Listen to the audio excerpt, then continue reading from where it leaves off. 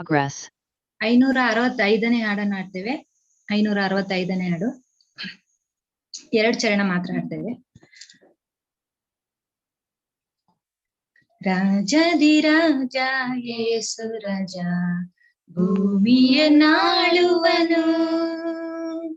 Hallelujah hallelujah ದೇವಗೆ ಸ್ತುತಿಸಿರಿ. ರಾಜಾಧಿರಾಜ ಯೇಸು ರಾಜ ಭೂಮಿಯನ್ನಾಳುವನು. Hallelujah hallelujah ದೇವಗೆ ಸ್ತುತಿಸಿರಿ. ತಂಬುರಿಯಿಂದ ವೀಣೆಯಿಂದ ಕರ್ತನ ಸ್ತುತಿಸಿರಿ. ಪಾಪವನ್ನು ರಕ್ತದಿಂದ ತೊಳೆದವನ್ ಸ್ತುತಿಸಿರಿ. ತುತ್ತೂರಿ ತಾಳದಿಂದ ಕರ್ತನನ್ ಸ್ತುತಿಸಿರಿ. ನಿರಂತರ ಮಾರ್ಪಡದ ಕರ್ತನನ್ ಸ್ತುತಿಸಿರಿ. ರಾಜಾಧಿರಾಜ ಯೇಸು ರಾಜ ಭೂಮಿಯನ್ನಾಳುವನು. ಹಲ್ಲೆಲೂಯಾ ಹಲ್ಲೆಲೂಯಾ ದೇವಗೆ ಸ್ತುತಿಸಿರಿ. ಯುವಕರೇ ಮಕ್ಕಳೇ ದೇವನ ಸ್ತುತಿಸಿರಿ. ಜೀವಿತವನ್ನು ಪ್ರಭುಗಾಗಿ ಅರ್ಪಿಸಿ ಸ್ತುತಿಸಿರಿ. ದೊಡ್ಡವರೇ ಪ್ರಭುಗಳೇ ಯೆಹೋವನ ಸ್ತುತಿಸಿರಿ. ಆಸ್ತಿಯನ್ನು ದೇವರಿಗೆ ಅರ್ಪಿಸಿ ಸ್ತುತಿಸಿರಿ. ರಾಜಾಧಿರಾಜ ಯೇಸು ರಾಜ ಭೂಮಿಯನ್ನಾಳುವನು. ಹಲ್ಲೆಲೂಯಾ ಹಲ್ಲೆಲೂಯಾ ದೇವಗೆ ಸ್ತುತಿಸಿರಿ. ರಾಜಾಧಿರಾಜ ಯೇಸು ರಾಜ ಭೂಮಿಯನ್ನಾಳುವನು. ಹಲ್ಲೆಲೂಯಾ ಹಲ್ಲೆಲೂಯಾ ದೇವಗೆ ಸ್ತುತಿಸಿರಿ. Thank you brother.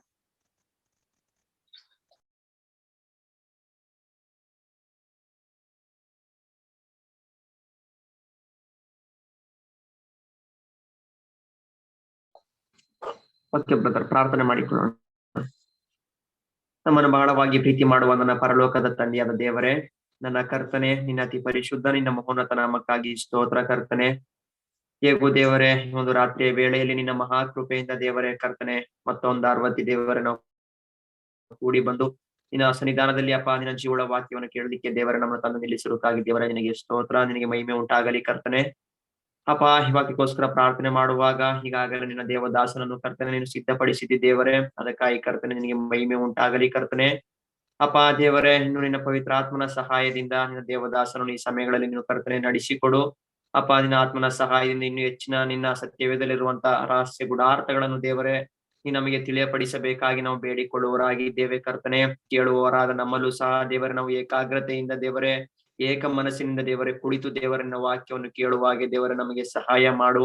ಯಾಕಂದ್ರೆ ಕರ್ತನೆ ಈ ಮಾನಸಿಕ ಒಂದು ದೇವರೇ ಕರ್ತ ಲೋಕದ ಯಾತ್ರೆಗಳಲ್ಲಿ ಚಿಂತೆ ಅನುಭವಗಳು ದೇವರ ಈ ಕಠಿಣ ಅನುಭವಗಳಲ್ಲಿ ಇರುವಾಗ ದೇವರೇ ಕರ್ತನೆ ನಮ್ಮ ಮನಸ್ಸು ದೇವರೇ ಕರ್ತನೆ ಇತರ ಕುರಿತು ಚಿಂತಿಸಿದ ದೇವರೇ ಈ ಒಂದು ಸಮಯಗಳಲ್ಲಿ ಕರ್ತನಿನ ಜೀವವುಳ್ಳ ವಾಕ್ಯಗಳನ್ನು ದೇವರೇ ಕರ್ತನೆ ನಾವು ಸರಿಯಾದ ರೀತಿಯಲ್ಲಿ ಕೇಳುವಾಗೆ ದೇವರೇ ನಮಗೂ ಸಹ ನೀನು ಕೃಪೆ ಕೊಡಬೇಕಾಗಿ ಬೇಡಿಕೊಳ್ಳುತ್ತೇವೆ ದೇವರೇ. ಹೇಗೂ ನೀ ಸಹಾಯಕನಾಗಿದ್ದು ದೇವರೇ ಮುಂದಿನ ಸಮಯವನ್ನು ನೀನೇ ನಡೆಸಿಕೊಡು. ನಿನ್ನ ಕೃಪೆ ನಮ್ಮೊಂದಿಗೆ ಇರಲಿ ಕರ್ತನೆ. ನನ್ನ ಪ್ರಾರ್ಥನೆ ಕೇಳುವ ದೇವರು ನೀನಾಗಿದ್ದಕ್ಕಾಗಿ ನಿನಗೆ ಸ್ತೋತ್ರ ಸಲ್ಲಿಸ್ತಾ ನನ್ನ ಎಲ್ಲಾ ಪ್ರಾರ್ಥನೆಯನ್ನು ನನ್ನ ಪ್ರಭು ಒಡೆಯನು ರಕ್ಷಕನು ಕರ್ತನೂ ಆಗಿರುವ ಯೇಸು ಕ್ರಿಸ್ತನ ನಾಮದಲ್ಲಿ ಪ್ರಾರ್ಥಿಸಿ ಬೇಡುತ್ತೇನೆ ನಮ್ಮ ತಂದೆ, ಆಮೇನ್.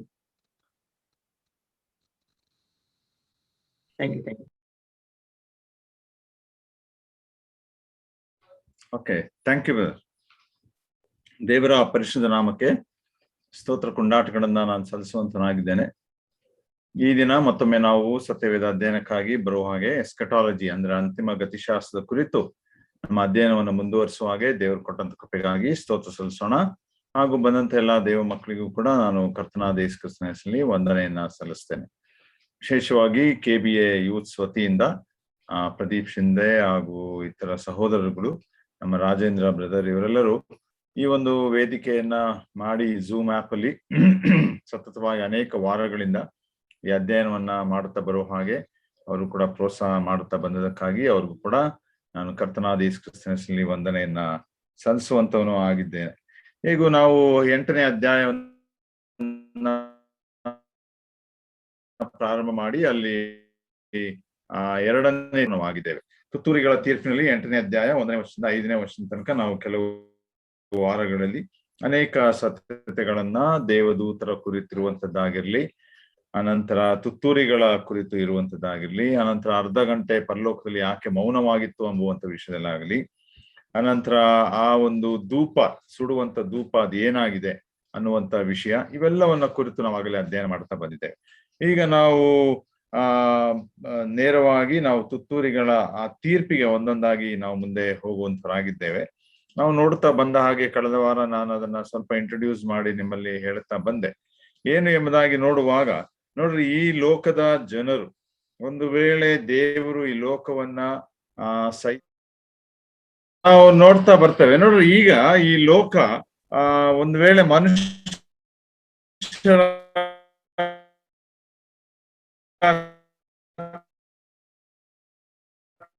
ಕೈಗೆ ಕೊಡಲ್ಪಟ್ಟಂತ ಲೋಕವನ್ನ ಅವನನ್ನ ಅವರು ಪೂಜಿಸಬೇಕು. ಆದ್ರೆ ಈ ಜನರು ಮಾಡಿದ್ದೇನೆ ಎಂಬುದಾಗಿ ಹೇಳುವಾಗ ಸೃಷ್ಟಿಕರ್ತನನ್ನ ಅವರು ಆರಾಧಿಸದೆ, ಸೃಷ್ಟಿಕರ್ತನನ್ನ ಅವರು ನಂಬದೆ, ಸೃಷ್ಟಿ ಕಾರ್ಯಗಳನ್ನ ನಂಬುತ್ತಾ ಬಂದ್ರು. ಅದನ್ನ ರೋಮಾಪುರ ಪತ್ರಿಕೆ 1ನೇ ಅಧ್ಯಾಯ 2ನೇ ಅಧ್ಯಾಯದಲ್ಲಿ ಪೌಲನು ಸ್ಪಷ್ಟವಾಗಿ ಬರೆಯುತ್ತಾ ಬರುವಂತವನಾಗಿದ್ದಾನೆ. ಇಸ್ರಾಯೇಲರ ಕುರಿತು ಸಂಬೋಧಿಸಿ ಬರೆದದ್ದಾಗಿ ಕೂಡ ಇದ್ದಾಗ್ಯೂ ಅನೇಕ ವಿಷಯಗಳನ್ನ, ಲೋಕರೂಢಿಯಾಗಿರುವಂತಹ ಸಂಗತಿಗಳನ್ನ ಆತನು ಪ್ರಸ್ತಾಪಿಸಿ ತಿಳಿಸ್ತಾ ಬರುವಂತವನು ಆತನಾಗಿದ್ದಾನೆ. ಪ್ರಿಯರೇ, ನೋಡ್ರಿ, ಹೀಗೆ ಈ ಲೋಕ ಅನ್ನೋದು ಮನುಷ್ಯನ ಒಂದು ಸ್ವಾಧೀನಕ್ಕೆ ಬಂದ ಮೇಲೆ, ಅದು ಲೋಕಾಧಿಪತಿ ಸೈತಾನನೇ, ಆದ್ರೂ ಕೂಡ ಈ ಲೋಕವನ್ನ ನಾವು ನೋಡುವಾಗ ನಡೆಸುವಂತವ್ರು ಮನುಷ್ಯರೇ ಆಗಿದ್ದಾರೆ. ಆದ್ರೆ ಅವರ ಕೈಯಲ್ಲದಿರುವಾಗ ಲೋಕ ಒಂದಲ್ಲ ಒಂದು ರೀತಿಯಲ್ಲಿ ಅದು ಅನೇಕ ಅನಾಹುತಗಳಿಗೆ, ಅನೇಕ ತೊಂದರೆಗಳಿಗೆ, ಅನೇಕ ಇಕ್ಕಟ್ಟುಗಳಿಗೆ, ಅನೇಕ ವಿಪತ್ತುಗಳಿಗೆ ಆಗಿಂದಾಗೆ ಈ ಪ್ರಪಂಚ ಉಂಟಾದಾಗಿನಿಂದ ಇಲ್ಲಿಯ ತನಕವೂ ಕೂಡ ನಾವು ನೋಡುತ್ತಾ ಬರುತ್ತಾ ಇರುವಂತವರಾಗಿದ್ದೇವೆ. ಆದ್ರೆ ಈ ಎಲ್ಲಾ ಘಟನೆಗಳ ಹಿನ್ನೆಲೆಯಲ್ಲಿ ದೇವರ ಕೈ ಇದೆ ಅನ್ನುವಂಥದ್ದು ಮತ್ತೆ ಕೂಡ ಮನುಷ್ಯನು ಅದನ್ನ ಇನ್ನೂ ಸರಿಯಾಗಿ ಗ್ರಹಿಸಿಕೊಂಡಿಲ್ಲ. ಒಂದು ವೇಳೆ ಆತನು ವೈಜ್ಞಾನಿಕವಾಗಿ ಅದಕ್ಕೆ ನಾನಾ ತರವಾದಂತ ಕಾರಣಗಳನ್ನ ಕೊಡುವಂತವನಾಗಿರ್ತಾನೆ. ಆದ್ರೆ ಅದೆಲ್ಲದರ ಹಿಂದೆ ದೇವರ ಒಂದು ಕಾರ್ಯ ಉಂಟು, ದೇವರ ಒಂದು ಚಿತ್ತ ಉಂಟು. ದೇವರು ಅದನ್ನ ಕಾಲದಿಂದ ಕಾಲಕ್ಕೆ ಲೋಕದ ಮೇಲೆ ಆ ರೀತಿ ಭೂಕಂಪವಾಗಲಿ, ಪ್ರವಾಹವಾಗಲಿ, ಬರವಾಗಲಿ, ಯುದ್ಧಗಳಾಗಲಿ, ಹೀಗೆ ನಾನಾ ಸಂಗತಿಗಳನ್ನ ಆತನು ಬರಮಾಡುತ್ತಾ ಇದ್ದಾನೆ ಅನ್ನುವಂತ ವಿಷಯವನ್ನ ನಾವು ಸತ್ಯವೇದದಿಂದ ಗ್ರಹಿಸ್ತಾ ಬರುವಂತವರಾಗಿದ್ದೇವೆ. ಇವತ್ತಿನ ದಿವಸ ಪ್ರಪಂಚದಲ್ಲಿ ಬಹಳ ಪ್ರಪಂಚದ ಎಲ್ಲಾ ದೇಶದ ದೊಡ್ಡ ದೊಡ್ಡ ದೇಶದ ನಾಯಕರುಗಳು, ಒಂದು ವೇಳೆ G6 ನೇಷನ್ಸ್ ಎಂಬುದಾಗಿ ಕೂಡ ಕರೆಯಲ್ಪಡ್ತದೆ, ಗ್ಲೋಬಲ್ 6 ನೇಷನ್ಸ್ ಎಂಬುದಾಗಿ, ಇವರೆಲ್ಲರೂ ಕೂಡ ಚಿಂತಿತರಾಗಿರುವಂಥದ್ದು ನಮ್ಮ ಪ್ರಪಂಚದ ಮೇಲಿನ ವಾತಾವರಣದ ಕುರಿತು, ಅಥವಾ ಎನ್ವಿರಾನ್ಮೆಂಟ್, ಪರಿಸರ ಎಂಬುದಾಗಿ ಏನು ಇದೆ ಅದರ ಕುರಿತು ಬಹಳ ಚಿಂತೆ ಉಳ್ಳಂತವರಾಗಿದ್ದಾರೆ. ಈ ಚಿಂತೆ ಏನಾಗಿದೆ ಎಂಬುದಾಗಿ ಹೇಳುವಾಗ ಮುಂದೆ ಒಂದು ದಿವಸ ಈ ಲೋಕವನ್ನೇ ಅದು ನಾಶ ಮಾಡ್ತದೆ ಎಂಬುದಾಗಿ ಅವರ ಗ್ರಹಿಕೆ. ಆದ್ರೆ ಲೋಕ ಯಾವ ರೀತಿ ನಾಶವಾಗುತ್ತದೆ ಅನ್ನುವಂಥದ್ದನ್ನ ನಾವು ಈ 3 ತೀರ್ಪುಗಳಲ್ಲಿ ಒಂದೊಂದು ಕಲಿಯುತ್ತಾ ಬರುವಾಗ, ಸಂಕಟ ಮತ್ತು ಮಹಾಸಂಕಟ ಕಾಲ, ಅನಂತರ 2ನೇ ಪೇತ್ರದಲ್ಲಿಯೂ ಕೂಡ ಹೇಳ್ತಾ ಬರುವಾಗೆ ಕಟ್ಟ ಕಡೆಯದಾಗಿ ಬೆಂಕಿಯಿಂದ ಈ ಲೋಕ ನಾಶನಕ್ಕೆ ಇಡಲ್ಪಟ್ಟಿದೆ, ಅನಂತರ ನೂತನ ಆಕಾಶ ಭೂಮಿ ಮಂಡಲವನ್ನ ಎಲ್ಲವನ್ನ ದೇವರು ಉಂಟು ಮಾಡ್ತಾನೆ ಎಂಬುದಾಗಿ ದೇವರ ವಾಕ್ಯದಲ್ಲಿ ನಾವು ನೋಡ್ತಾ ಬರುವಂತವ್ರು ಆಗಿದ್ದೇವೆ. ಪ್ರಿಯರೇ, ನೋಡ್ರಿ, ಹೀಗೆ ನಾನು ಕಳೆದ ವಾರ ಹೇಳ್ತಾ ಬಂದೆ, ಈಗ ವಾಯು ಮಾಲಿನ್ಯ ಅನ್ನುವಂಥದ್ದು, ದ ಪೊಲ್ಯೂಷನ್ ಅನ್ನುವಂಥದ್ದು ಲೋಕದ ಮೇಲೆ ಎಲ್ಲಾ ದೇಶಗಳಲ್ಲಿ ಬಹಳ ಆತಂಕಕಾರಿಯಾದಂತ ಸಂಗತಿಗಳನ್ನ ಅದು ಉಂಟು ಮಾಡ್ತಾ ಉಂಟು. ವಾತಾವರಣದಲ್ಲಿ ಬದಲಾವಣೆಗಳು, ಕ್ಲೈಮೇಟ್ ಅಲ್ಲಿ ಬದಲಾವಣೆಗಳು, ಮಳೆಗಾಲದಲ್ಲಿ ಬದಲಾವಣೆಗಳು, ಚಳಿಗಾಲದಲ್ಲಿ ಬದಲಾವಣೆಗಳು, ಗ್ಲೋಬಲ್ ವಾರ್ಮಿಂಗ್ ಅನ್ನುವಂತ ವಿಷಯ, ಇವೆಲ್ಲ ನಾವು ಒಂದು ಚೂರು ನೋಡುವುದಾದ್ರೆ, ನಾನು ನಿಮ್ಗೆ ಕಳೆದ ವಾರ ಹೇಳಿದೆ, ಅದೊಂದು ಓಝೋನ್ ಲೇಯರ್ ಎಂಬುದಾಗಿ ಪ್ರಪಂಚದ ಮೇಲೆ ದೇವರು ಅದನ್ನ ಒಂದು ಮೇರೆಯಾಗಿ ಅಥವಾ ಒಂದು ಕವರ್ ಆಗಿ ಅದನ್ನ ಪ್ರಪಂಚದ ಮೇಲೆ, ಅಂದ್ರೆ ಈ ಭೂಗೋಳದ ಮೇಲೆ, ಭೂಮಿಯ ಮೇಲೆ ಆತನು ಸೃಷ್ಟಿ ಮಾಡಿ ಇಟ್ಟಿದ್ದಾನೆ. ಅದು ದೇವರ ಸೃಷ್ಟಿ. ಅದು ಓಝೋನ್ ಲೇಯರ್ ಅನ್ನುವಂಥದ್ದು. ಈ ಭೂಮಿಯ ನೆಲದಿಂದ ಒಂದು ಸಾಧಾರಣ 30-40 ಮೈಲಿ ಎತ್ತರದಲ್ಲಿ ಆ ಲೇಯರ್, ಓಝೋನ್ ಲೇಯರ್ ಇರ್ತದೆ. ಆ ಓಝೋನ್ ಲೇಯರ್ ಯಾಕೆ ದೇವರು ಇಟ್ಟಿದ್ದಾನೆ ಎಂಬುದಾಗಿ ಹೇಳುವಾಗ, ಆತನು ಬೆಳಕನ್ನ ಕೊಡ್ಲಿಕ್ಕೆ ಸೃಷ್ಟಿ ಮಾಡಿದಂತ ಸೂರ್ಯನಿಂದ ಕೆಲವು ರೇಡಿಯೇಷನ್ಸ್ಗಳು, ಕೆಲವು ಕಿರಣಗಳು, ಒಂದು ವೇಳೆ ಎಕ್ಸ್ರೇ ಅನ್ನುವಂಥದ್ದು, ಲೇಸರ್ ಬೀಮ್ಸ್ ಅನ್ನುವಂಥದ್ದು, ಹೀಗೆ ನಾನಾ ತರವಾದಂತ ಕಿರಣಗಳು ಅದು ಮನುಷ್ಯನ ಮೇಲೆ ಬಹಳ ಪರಿಣಾಮವನ್ನ ಉಂಟು ಮಾಡ್ತದೆ, ಹಾಗೂ ಭೂಮಿಯ ವಾತಾವರಣದ ಮೇಲೆ ಪರಿಣಾಮವನ್ನು ಉಂಟು ಮಾಡ್ತದೆ. ಅದನ್ನ ಅಡ್ಡಗಟ್ಲಿಕ್ಕಾಗಿ ನೋಡ್ರಿ ಈ ಓಝೋನ್ ಲೇಯರ್ ಅನ್ನ ದೇವರು ಇಟ್ಟಿದ್ದಾನೆ. ನಾನು ಒಂದು ಉದಾಹರಣೆ ಹೇಳ್ತಾ ಇದ್ದೀನಿ ಅಷ್ಟೇ. ಆದ್ರೆ ಅದನ್ನ ಮಾಡಿ ಇಟ್ಟಂತ ಆ ಕಾರ್ಯವನ್ನ ಮನುಷ್ಯನು ತನ್ನ ಸ್ವಾರ್ಥಕ್ಕಾಗಿ ಅದನ್ನ ನಾಶ ಮಾಡ್ತಾ ಇದ್ದಾನೆ. ಸ್ವಾರ್ಥ ಎಂಬುದಾಗಿ ಹೇಳುವಾಗ, ಒಂದು ವೇಳೆ ಲೋಕದ ಮೇಲೆ ಇರುವಂತ ಅನೇಕ ಕಾರ್ಖಾನೆಗಳು, ಅನೇಕ ಉದ್ದಿಮೆಗಳು, ಅನೇಕ ವಾಯು ಮಾಲಿನ್ಯವನ್ನ ಮಾಡುವಂತಹ ಸಂಗತಿಗಳು, ಶಬ್ದದಿಂದಾಗಲಿ, ನೀರಿನಿಂದಾಗಲಿ, ಅಥವಾ ವಾತಾವರಣದಲ್ಲಿ ಹೊಗೆಯಿಂದಾಗಲಿ, ಹೀಗೆ ಈ ವಾಯು ಮಾಲಿನ್ಯ ಮಾಡುವಂಥದ್ದು ಏನಾಗ್ತದೆ ಅಂದ್ರೆ, ಕ್ಲೋರಿನ್ ಅನ್ನುವಂತ ಒಂದು ಪಾಯ್ಸನಸ್ ಗ್ಯಾಸ್ ಅನ್ನ ಈ ಫ್ಯಾಕ್ಟ್ರಿಗಳಿಂದ, ಇಂಡಸ್ಟ್ರೀಸ್ ಗಳಿಂದ ಅದು ಮೇಲಕ್ಕೆ ಏರಿ ಹೋಗುವಾಗ ಈ ಓಝೋನ್ ಲೇಯರ್ ಅನ್ನ ಅದು ತಿನ್ನುತ್ತಾ ಬರ್ತದೆ, ಅಥವಾ ಅದನ್ನ ನಾಶ ಮಾಡುತ್ತಾ ಬರ್ತದೆ. ಯಾವಾಗ ಓಝೋನ್ ಲೇಯರ್ ನಾಶವಾಗುತ್ತಾ ಬರ್ತದೋ, ಸೂರ್ಯನ ತಾಪಮಾನ, ಕಿರಣ ಅದು ಭೂಮಿಯ ಮೇಲೆ ಜಾಸ್ತಿ ಆಗ್ಲಿಕ್ಕೆ ಶುರುವಾಗ್ತದೆ. ಅದಕ್ಕೆ ಗ್ಲೋಬಲ್ ವಾರ್ಮಿಂಗ್ ಎಂಬುದಾಗಿ ಹೇಳುವಂಥದ್ದು. ಈ ಗ್ಲೋಬಲ್ ವಾರ್ಮಿಂಗ್ ನಿಮಿತ್ತ ಏನಾಗ್ತದೆ ಅಂದ್ರೆ, ಈ ಅನೇಕ ಎತ್ತರವಾದ ಶಿಖರಗಳ ಮೇಲಿರುವಂತ ಒಂದು ಹಿಮ ಗಡ್ಡೆಗಳು, ಅಥವಾ ಸ್ನೋ ಎಂಬುದಾಗಿ ನಾವು ಏನ್ ಹೇಳ್ತೇವೆ, ಗ್ಲೇಸಿಯರ್ಸ್ ಎಂಬುದಾಗಿ ನಾವು ಕರೀತೇವೆ ಅದನ್ನ, ಹಿಮಪಾತಗಳು, ಇವೆಲ್ಲವೂ ಕೂಡ ಆ ಒಂದು ಸೂರ್ಯನ ತಾಪಮಾನಕ್ಕೆ ಕರಗುತ್ತಾ ಬರ್ತದೆ. ಕರಗುತ್ತಾ ಬರುವಾಗ ಅದು ನದಿಗಳಿಗೆ ಸೇರ್ತದೆ, ನದಿಗಳ ಮುಖಾಂತರ ಸಮುದ್ರಕ್ಕೆ ಸೇರ್ತದೆ. ಸಮುದ್ರದಿಂದ ಏನಾಗ್ತದೆ ಅಂದ್ರೆ, ನೀರು ಲೋಕದ ಮೇಲೆ ಹೆಚ್ಚಾಗ್ತದೆ, ಪ್ರವಾಹ ಉಂಟಾಗ್ತದೆ, ಮಳೆ ಅತಿಯಾಗಿ ಆಗ್ತದೆ. ಹೀಗೆ ನಾನಾ ತರವಾದಂತ ಸಂಗತಿಗಳನ್ನ ಅದು ಉಂಟು ಮಾಡ್ತದೆ. ಒಂದು ವೇಳೆ ಕಾಡುಗಳನ್ನ ನಾಶ ಮಾಡುವಂಥದ್ದು, ಗಿಡ ಮರಗಳನ್ನ ನಾಶ ಮಾಡುವಂಥದ್ದು, ಇವೆಲ್ಲವೂ ಕೂಡ ವಾತಾವರಣದ ಮೇಲೆ ಪರಿಣಾಮವನ್ನ ಬೀರುವಂತ ಸಂಗತಿಗಳು. ಇವೆಲ್ಲವನ್ನ ಭಯ ಭಕ್ತಿಯಿಂದ ಮನುಷ್ಯನು ಕಾಪಾಡಿಕೊಂಡು ಸೃಷ್ಟಿಕರ್ತನಾದ ದೇವರನ್ನ ನಂಬಿಕೊಂಡಂತವನಾಗಿ ಆತನನ್ನೇ ಆರಾಧಿಸ ಹೋಗುವಂತವನಾಗಿರ್ಬೇಕು. ಆದ್ರೆ ಅವನು ಮಾಡಿದಂತ ಈ ಒಂದು ತಪ್ಪಿನಿಂದ ಮುಂದೆ ನೋಡ್ರಿ, ಲೋಕದ ಮೇಲೆ ಒಂದು ವಿಪರೀತವಾದಂತ ಸಮಯ, ಸಂಕಟ ಮತ್ತು ಮಹಾಸಂಕಟ ಕಾಲ ಬರ್ಲಿಕ್ಕೆ ಉಂಟು ಎಂಬುದಾಗಿ ನಾವು ನೋಡ್ತಾ ಬರ್ತಾ ಇದ್ದಂಥವರಾಗಿದ್ದೇವೆ. ಒಂದು ವೇಳೆ ಕರ್ತನಾದ ಯೇಸು ಕ್ರಿಸ್ತನನ್ನ ಮನುಷ್ಯರ ಪಾಪ, ಇಲ್ಲಿ ನಾವು 7 ತೀರ್ಪುಗಳನ್ನ ನಾನೊಂದು ಜಿಸ್ಟ್ ಮಾಡಿ ಹಾಕಿದ್ದೇನೆ ನೋಡ್ರಿ. ಮೊದಲನೇ ತೀರ್ಪು, ಮೊದಲನೇ ತುತ್ತೂರಿ, 7 ತುತ್ತೂರಿಗಳ ತೀರ್ಪಿನನ್ನ ಕಲಿಯುತ್ತಾ ಹೋಗುವಾಗ, ಮೊದಲನೇ ತುತ್ತೂರಿಯಲ್ಲಿ ನಾವು ನೋಡಿದ ಏನಂದ್ರೆ, ಅದು ಭೂಮಿಯ ಮೇಲೆ ಪರಿಣಾಮವನ್ನು ಉಂಟು ಮಾಡ್ತದೆ. ಒಂದು ವೇಳೆ ಆಲಿಕಲ್ಲಿನ ಮುಖಾಂತರ, ಬೆಂಕಿಯ ಮುಖಾಂತರ ಮತ್ತು ರಕ್ತ ಬರುವಂತದ್ದಾಗಿರ್ತದೆ ಎಂಬುದಾಗಿ. ಎರಡನೇ ತುತ್ತೂರಿ ಊದುವಾಗ ಅದು ಸಮುದ್ರದ ಮೇಲೆ ಅದು ಪರಿಣಾಮವನ್ನ, ವಿಪತ್ತನ್ನ ಉಂಟು ಮಾಡುವಂತದ್ದಾಗಿದೆ. ಒಂದು ದೊಡ್ಡ ಬೆಟ್ಟದೋಪಾದಿಯಲ್ಲಿ ಸಮುದ್ರದೊಳಗೆ ಬಂದು ಬಿತ್ತು ಎಂಬುದಾಗಿ ನಾವು ನೋಡ್ತೇವೆ. ಮೂರನೇ ತುತ್ತೂರಿ ಊದುವಾಗ ಕಹಿಯಾದಂತ ನೀರು, ಅಂದ್ರೆ the rivers and the sweet waters ಎಂಬುದಾಗಿ, ಅಂದ್ರೆ ನದಿಗಳು, ಕೆರೆಗಳು, ಕಾಲುವೆಗಳು, ಇವುಗಳ ಮೇಲೆ ಅದು ಬಿದ್ದು ಆ ಎಲ್ಲಾ ನೀರನ್ನ, ಕುಡಿಯುವಂತ ನೀರನ್ನ ಅದು ಕಹಿಯಾಗಿ ಮಾಡುವಂತ ಒಂದು ಸಂಗತಿಯನ್ನ ನಾವು ನೋಡ್ತಾ ಬರ್ತೇವೆ. ನಾಲ್ಕನೇ ತುತ್ತೂರಿ ಊದುವಾಗ ಅದು ಪರಲೋಕದ ಮೇಲೆ, ಪರಲೋಕ ಅಂದ್ರೆ ದೇವರಿರುವಂತ ಆಸನ ಅಲ್ಲ, ಭೂಮಿಯ ಮೇಲಿರುವಂತದ್ದೆಲ್ಲ ಪರಲೋಕ, 3 ಹೆವನ್ಸ್ ಎಂಬುದಾಗಿ ಕರೆಯುವಂತದ್ದಾಗಿದೆ. ಒಂದು ಪರಲೋಕ ಎಂಬುದಾಗಿ ಹೇಳುವಾಗ, ಒಂದು ವೇಳೆ ಚಂದ್ರ, ಸೂರ್ಯ, ನಕ್ಷತ್ರ ಇವುಗಳ ಮೇಲೆ ಅದು ಪರಿಣಾಮವನ್ನ ಬೀರುವಂಥದ್ದು ನೋಡ್ರಿ. ಸೂರ್ಯ, ಚಂದ್ರ ಮತ್ತು ನಕ್ಷತ್ರ ಇವುಗಳ ಮೇಲೆ ಅದು ಪರಿಣಾಮವನ್ನ ಬೀರುವಂತದ್ದಾಗಿದೆ. ಇದು ಒಂದು ಭಾಗವಾಗಿ ನಾವು ಕಲಿತೇವೆ. ಇದನ್ನ 8ನೇ ಅಧ್ಯಾಯ 6ನೇ ವಚನದಿಂದ 12ನೇ ವಚನ ತನಕ ನಾವು ನೋಡ್ತೇವೆ. ಈ 4 ತೀರ್ಪುಗಳು, ತುತ್ತೂರಿಗಳು ಊದಲ್ಪಡುವಾಗ ಭಯಂಕರವಾದಂತ ಘಟನೆಗಳು ಲೋಕದ ಮೇಲೆ ನಡೆದಿರ್ತದೆ. ಅದನ್ನ ಒಂದೊಂದಾಗಿ ನಾವು ನೋಡ್ತಾ ಬರುವಂತರಾಗಿರೋಣ.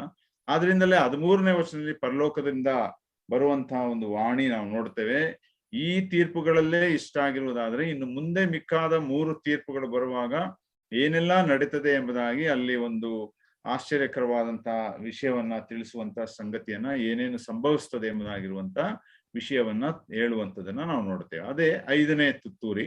5ನೇ ತುತ್ತೂರಿ ಮತ್ತು 6ನೇ ತುತ್ತೂರಿ ಊದುವಾಗ ನಾವು ನೋಡುವಂತ ಸಂಗತಿ ಏನಂದ್ರೆ, ಇದು ದೇವರು ಒಂದು ವೇಳೆ ಸೈತಾನನು ಮತ್ತು ಕ್ರಿಸ್ತ ವಿರೋಧಿಗೆ ಆತನು ಒಂದು ಅಪ್ಪಣೆಯನ್ನ ಕೊಟ್ಟು ಅಥವಾ ಪರ್ಮಿಷನ್ ಕೊಟ್ಟು ಅವರ ಮುಖಾಂತರ ನಡೆಯುವಂತ ಘಟನೆಗಳು 5 ಮತ್ತು 6ನೇ ತುತ್ತೂರಿಯಲ್ಲಿ ನಾವು ನೋಡ್ತಾ ಬರ್ತೇವೆ. ಒಂದು ವೇಳೆ ಸೈತಾನನು ಆತನ ಅನುಯಾಯಿಗಳು ಅಥವಾ ಡೆವಿಲ್ಸ್ ಎಂಬುದಾಗಿ ಕರೆಯಲ್ಪಡ್ತದೆ, ಅಥವಾ ದುರಾತ್ಮಗಳು ಎಂಬುದಾಗಿ ಹೇಳಲ್ಪಡ್ತದೆ, ಕೆಲವು ಕಡೆ ದೆವ್ವಗಳು ಎಂಬುದಾಗಿ ಕೂಡ ತಿಳಿಸಲ್ಪಟ್ಟುಂಟು. ಇವೆಲ್ಲ ಪಾತಾಳ ಲೋಕದಿಂದ ಯಾವ ರೀತಿ ಅದು ಮೇಲಕ್ಕೆ ಬರ್ತದೆ, ಬಂದು ಲೋಕದ ಮೇಲೆ ಯಾವ ರೀತಿ ಪರಿಣಾಮಗಳನ್ನು ಉಂಟು ಮಾಡ್ತದೆ. ಈ ಪರಿಣಾಮಗಳು ವಿಶೇಷವಾಗಿ ಕರ್ತನಾದ ಯೇಸು ಕ್ರಿಸ್ತನನ್ನ ಹಿಂಬಾಲಿಸುವಂತವರ ಮೇಲೆ ಆಗುವಂತ ಹಿಂಸೆಗಳು, ಲೋಕದ ಮೇಲೂ ಆಗುವಂತ ಹಿಂಸೆಗಳು. ಅನಂತರ ಈ ಸಮಯದಲ್ಲಿ ಕ್ರಿಸ್ತ ವಿರೋಧಿ ನನ್ನನ್ನ ನೀವು ಆರಾಧಿಸಬೇಕೆಂಬುದಾಗಿ ಹೇಳುವಂತ ಒಂದು ಸಮಯ, ಗರ್ಭಗುಡಿಯಲ್ಲೇ ಆತನು ಕೂತುಕೊಳ್ಳುವಂತ ಒಂದು ಸಮಯ. ಹೀಗೆ ನಾನಾ ತರವಾದ ಸಂಗತಿಗಳನ್ನ ನಾವು ನೋಡ್ತಾ ಬರುವಂತವರು ಆಗಿದ್ದೇವೆ ಪ್ರಿಯರೇ. 7ನೇ ತುತ್ತೂರಿ ಊದುವಾಗ ಪರಲೋಕದಲ್ಲಿ ಒಂದು ಸಂತೋಷ. ಯಾಕಂದ್ರೆ ಮುಂದೆ ಆ 1000 ವರ್ಷ ಆಳ್ವಿಕೆಯ ರಾಜ್ಯವನ್ನ ಮತ್ತು ನಿರಂತರವಾದಂತ ನಿತ್ಯವಾದಂತ ರಾಜ್ಯವನ್ನ ಕರ್ತನಾದ ಯೇಸು ಕ್ರಿಸ್ತನಿಗೆ ಒಪ್ಪಿಸಿಕೊಡುವಂತ ಒಂದು ಸಮಯದ ಸಂಗತಿಗಳನ್ನ ನಾವು ನೋಡ್ತೇವೆ. ಅನಂತರ ಈ 7ನೇ ತುತ್ತೂರಿಯ ಮುಖಾಂತರ 7 ಪಾತ್ರೆಗಳ ತೀರ್ಪು ಈ ಲೋಕದ ಮೇಲೆ ಪ್ರಾರಂಭವಾಗ್ತದೆ ಎಂಬುದಾಗಿ ನಾವು ತಿಳ್ಕೊಳ್ಳುವಂತವ್ರು ಆಗಿದ್ದೇವೆ ಪ್ರಿಯರೇ. ನೋಡ್ರಿ, ಇಲ್ಲಿ ನಾವು ನೋಡುವಾಗ ಅದನ್ನೇ ಇನ್ನೊಂದು ರೀತಿಯಲ್ಲಿ ಹೇಳಲ್ಪಟ್ಟುಂಟು ಅಷ್ಟೇ. ಮೊದಲನೇ ತುತ್ತೂರಿ, 2ನೇ ತುತ್ತೂರಿ, ಹಾಗೆ 7 ತುತ್ತೂರಿಗಳು. ಆಯಾ ತುತ್ತೂರಿಗಳಲ್ಲಿ ಏನೇನು ನಡೀತದೆ ಅನ್ನುವಂತ ವಿಷಯಗಳು ಇಲ್ಲಿ ಬರೆಯಲ್ಪಟ್ಟಿತ್ತು. ಇದನ್ನ ರೆಫರೆನ್ಸ್ ಗಳ ಮುಖಾಂತರವೂ ಕೂಡ ಇಲ್ಲಿ ಹಾಕಲ್ಪಟ್ಟಿದೆ. ನಾನು ಇಂದಿನ ಚಾರ್ಟ್ ಅಲ್ಲೂ ಕೂಡ ಅದನ್ನೇ ತೋರಿಸ್ತಾ ಬಂದೆ. ಹೇಗೂ ಈ ರೀತಿಯಾದಂತ ಸಂಗತಿಗಳು ಲೋಕದ ಮೇಲೆ ಮುಂದಿನ ಸಂಕಟ ಮತ್ತು ಮಹಾ ಸಂಕಟ ಕಾಲ, ಅಂದ್ರೆ ಇದು 2ನೇ ಮಹಾಸಂಕಟ, 2ನೇ 3.5 ವರ್ಷ ಎಂಬುದಾಗಿ ಇರುವಂತ ಸತ್ಯತೆಯನ್ನ ನಾವು ನೋಡ್ತಾ ಬರುವಂತವ್ರು ಆಗಿದ್ದೇವೆ ಪ್ರಿಯರೇ.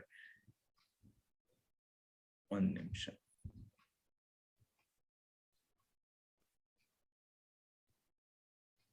ಇಲ್ಲಿ ಫಸ್ಟ್ ಟ್ರಂಪೆಟ್, ಮೊದಲನೇ ತುತ್ತೂರಿಗೆ ನಾವು ಈಗ ಬರುವಂತವ್ರು ಆಗಿದೆ. ನಾನಲ್ಲಿ ವಾಕ್ಯವನ್ನ ನಿಮಗಾಗಿ ಓದ್ಕೊಳ್ತೇನೆ. ಪ್ರಕಟಣೆ 8ನೇ ಅಧ್ಯಾಯ 6 ಮತ್ತು 7ನೇ ವಚನವನ್ನ ಓದ್ಕೊಳ್ಳೋಣ. ಪ್ರಕಟಣೆ 8, 6 ಮತ್ತು 7. ದಯವಿಟ್ಟು ತಮ್ಮ ಸತ್ಯವೇದಗಳನ್ನ ತೆರೆದು ನೋಡಬೇಕೆಂಬುದಾಗಿ ನಾನು ಕೇಳ್ಕೊಳ್ತೇನೆ. 7 ತುತ್ತೂರಿಗಳನ್ನು ಹಿಡಿದಿದ್ದ 7 ಮಂದಿ ದೇವದೂತರು ತುತ್ತೂರಿಗಳನ್ನು ಊದುವುದಕ್ಕೆ ಸಿದ್ಧ ಮಾಡಿಕೊಂಡರು. ಆಗ ಮೊದಲನೆಯ ದೇವದೂತನು ತುತ್ತೂರಿಯನ್ನು ಊದಿದಾಗ ರಕ್ತದಲ್ಲಿ ಕಲಸಿದ್ದ ಆನೆಕಲ್ಲಿನ ಮಳೆಯು ಬೆಂಕಿಯು ಭೂಮಿಗೆ ಸುರಿಸಲ್ಪಟ್ಟವು. ಭೂಮಿಯೊಳಗೆ 3ರಲ್ಲಿ 1 ಭಾಗ ಸುಟ್ಟು ಹೋಯಿತು. ಮರಗಳೊಳಗೆ 3ರಲ್ಲಿ 1 ಭಾಗ ಸುಟ್ಟು ಹೋಯಿತು. ಹಸಿರು ಹುಲ್ಲೆಲ್ಲ ಸುಟ್ಟು ಹೋಯಿತು ಎಂಬುದಾಗಿ ನಾವು ಮೊದಲನೇ ತುತ್ತೂರಿಯ ಒಂದು ಪರಿಣಾಮಗಳನ್ನ ನಾವಿಲ್ಲಿ ನೋಡ್ತಾ ಬರುವಂತವ್ರು ನಾವಾಗಿದ್ದೇವೆ ಪ್ರಿಯರೇ. ನೋಡ್ರಿ, ಇಲ್ಲಿ ಒಂದು ಮಳೆಯೋಪಾದಿಯಲ್ಲಿ ಆನೆ ಕಲ್ಲಿನ ಮಳೆ ಮತ್ತು ರಕ್ತದಲ್ಲಿ ಕಲಿಸಿದ್ದ ಮಳೆ ಎಂಬುದಾಗಿ ಇರುವಂತಹ ಒಂದು ವಿಷಯ, ಮತ್ತು ಬೆಂಕಿಯು ಭೂಮಿಗೆ ಸುರಿಸಲ್ಪಟ್ಟವು ಎಂಬುದಾಗಿರುವಂತ ವಿಷಯವನ್ನ ನಾವು ನೋಡ್ತೇವೆ. ನೋಡ್ರಿ, ಒಂದಕ್ಕೊಂದು ವಿರೋಧವಾದಂತ ಸಂಗತಿಗಳು ಒಟ್ಟಿಗೆ ಸೇರಿ ದೇವರು, it is A super natural happening, ಅಂದ್ರೆ ಅಲೌಕಿಕವಾದಂತ ಒಂದು ಘಟನೆ ಇದು. ಮನುಷ್ಯರು ಕಲ್ಪಿಸಲಾರದಂತ ಒಂದು ಸಂಗತಿ. ನಾವು ಪ್ರಶ್ನೆಗಳು ನಮ್ಮಲ್ಲಿ ಅನೇಕ ಬರ್ತದೆ. ಇದೆಲ್ಲ ಹೇಗೆ ಸಾಧ್ಯ? ಪರಲೋಕದಿಂದ ಬೆಂಕಿ ಬರ್ಲಿಕ್ಕೆ ಹೇಗೆ ಸಾಧ್ಯ? ಅದೆಲ್ಲ ನಾವು ನೋಡ್ತೇವೆ ಮುಂದೆ. ಹಳೆಯ ಒಡಂಬಡಿಕೆಯಲ್ಲಿ ಆ ಬೆಂಕಿ ಬಂದಿದೆ ಪರಲೋಕದಿಂದ, ನಮ್ಮೆಲ್ಲರಿಗೂ ಅದು ಗೊತ್ತಿರುವಂತ ವಿಷಯ. ಸೊದೋಮ್ ಗೋಮೊರ ದೇಶದ ವಿಷಯದಲ್ಲಿ ನಾಶ ಮಾಡುವಾಗ ಕರ್ತನಾದ ಯೇಸು ಕ್ರಿಸ್ತನು ತಾನೇ ಅಬ್ರಾಮನ ಜೊತೆಯಲ್ಲಿ ಬಂದು, ಆತನು ಕರ್ತನ ದೂತನಾಗಿ ಬಂದು, ಅಂದ್ರೆ ಮನುಷ್ಯಾವತಾರ ಎತ್ತುವುದಕ್ಕಿಂತ ಮೊದಲು ಯೆಹೋವನ ದೂತನು ಎಂಬುದಾಗಿ ಹೇಳುವಾಗ ಕ್ರಿಸ್ಟೋಫ್ಯಾನಿ, ಅಂದ್ರೆ ಕರ್ತನಾದ ಯೇಸು ಕ್ರಿಸ್ತನ ಆಗಮನವೇ ಅದು, ಅಥವಾ ಅವನು ಬಂದಿರುವಂತದ್ದು. ಆ ದೈವತ್ವದಲ್ಲಿ ಬಂದಂತ ಆತನು ಕರ್ತನ ದೂತನು ಎಂಬುದಾಗಿ ಕರೆಸಿಕೊಂಡಂತವನಾಗಿ ಅಬ್ರಾಮನೊಡನೆ ಮಾತಾಡುವಂಥದ್ದು. ಸೊದೋಮ್ ಗೋಮೊರ ಪಟ್ಟಣವನ್ನ ನಾಶ ಮಾಡಬೇಡ ಎಂಬುದಾಗಿ ಅಬ್ರಾಮನು ತನ್ನ ತಮ್ಮನ ಮಗನಾದ ಲೋಟನ ಪರವಾಗಿ ಆತನು ಬೇಡಿಕೊಳ್ಳುವಂಥದ್ದು, ಅಣ್ಣನ ಮಗನಾದ ಲೋಟನ ಪರವಾಗಿ. ನೋಡ್ರಿ, ಹೀಗೆ ಆ ರೀತಿಯಾದಂತ ಸಂಗತಿಗಳು ಸತ್ಯವೇದದಲ್ಲಿ ಉಂಟು. ಒಂದು ವೇಳೆ ನಾವು ನೋಡುವಾಗ ಹೇಯಿಲ್ ಎಂಬುದಾಗಿ ಹೇಳುವಾಗ ಆಲಿ ಕಲ್ಲಿನ ಮಳೆ, ನೋಡ್ರಿ ಅಲ್ಲಿ ಆನೆ ಕಲ್ಲಿನ ಮಳೆಯು ಎಂಬುದಾಗಿ ನಾವು ನೋಡ್ತೇವೆ.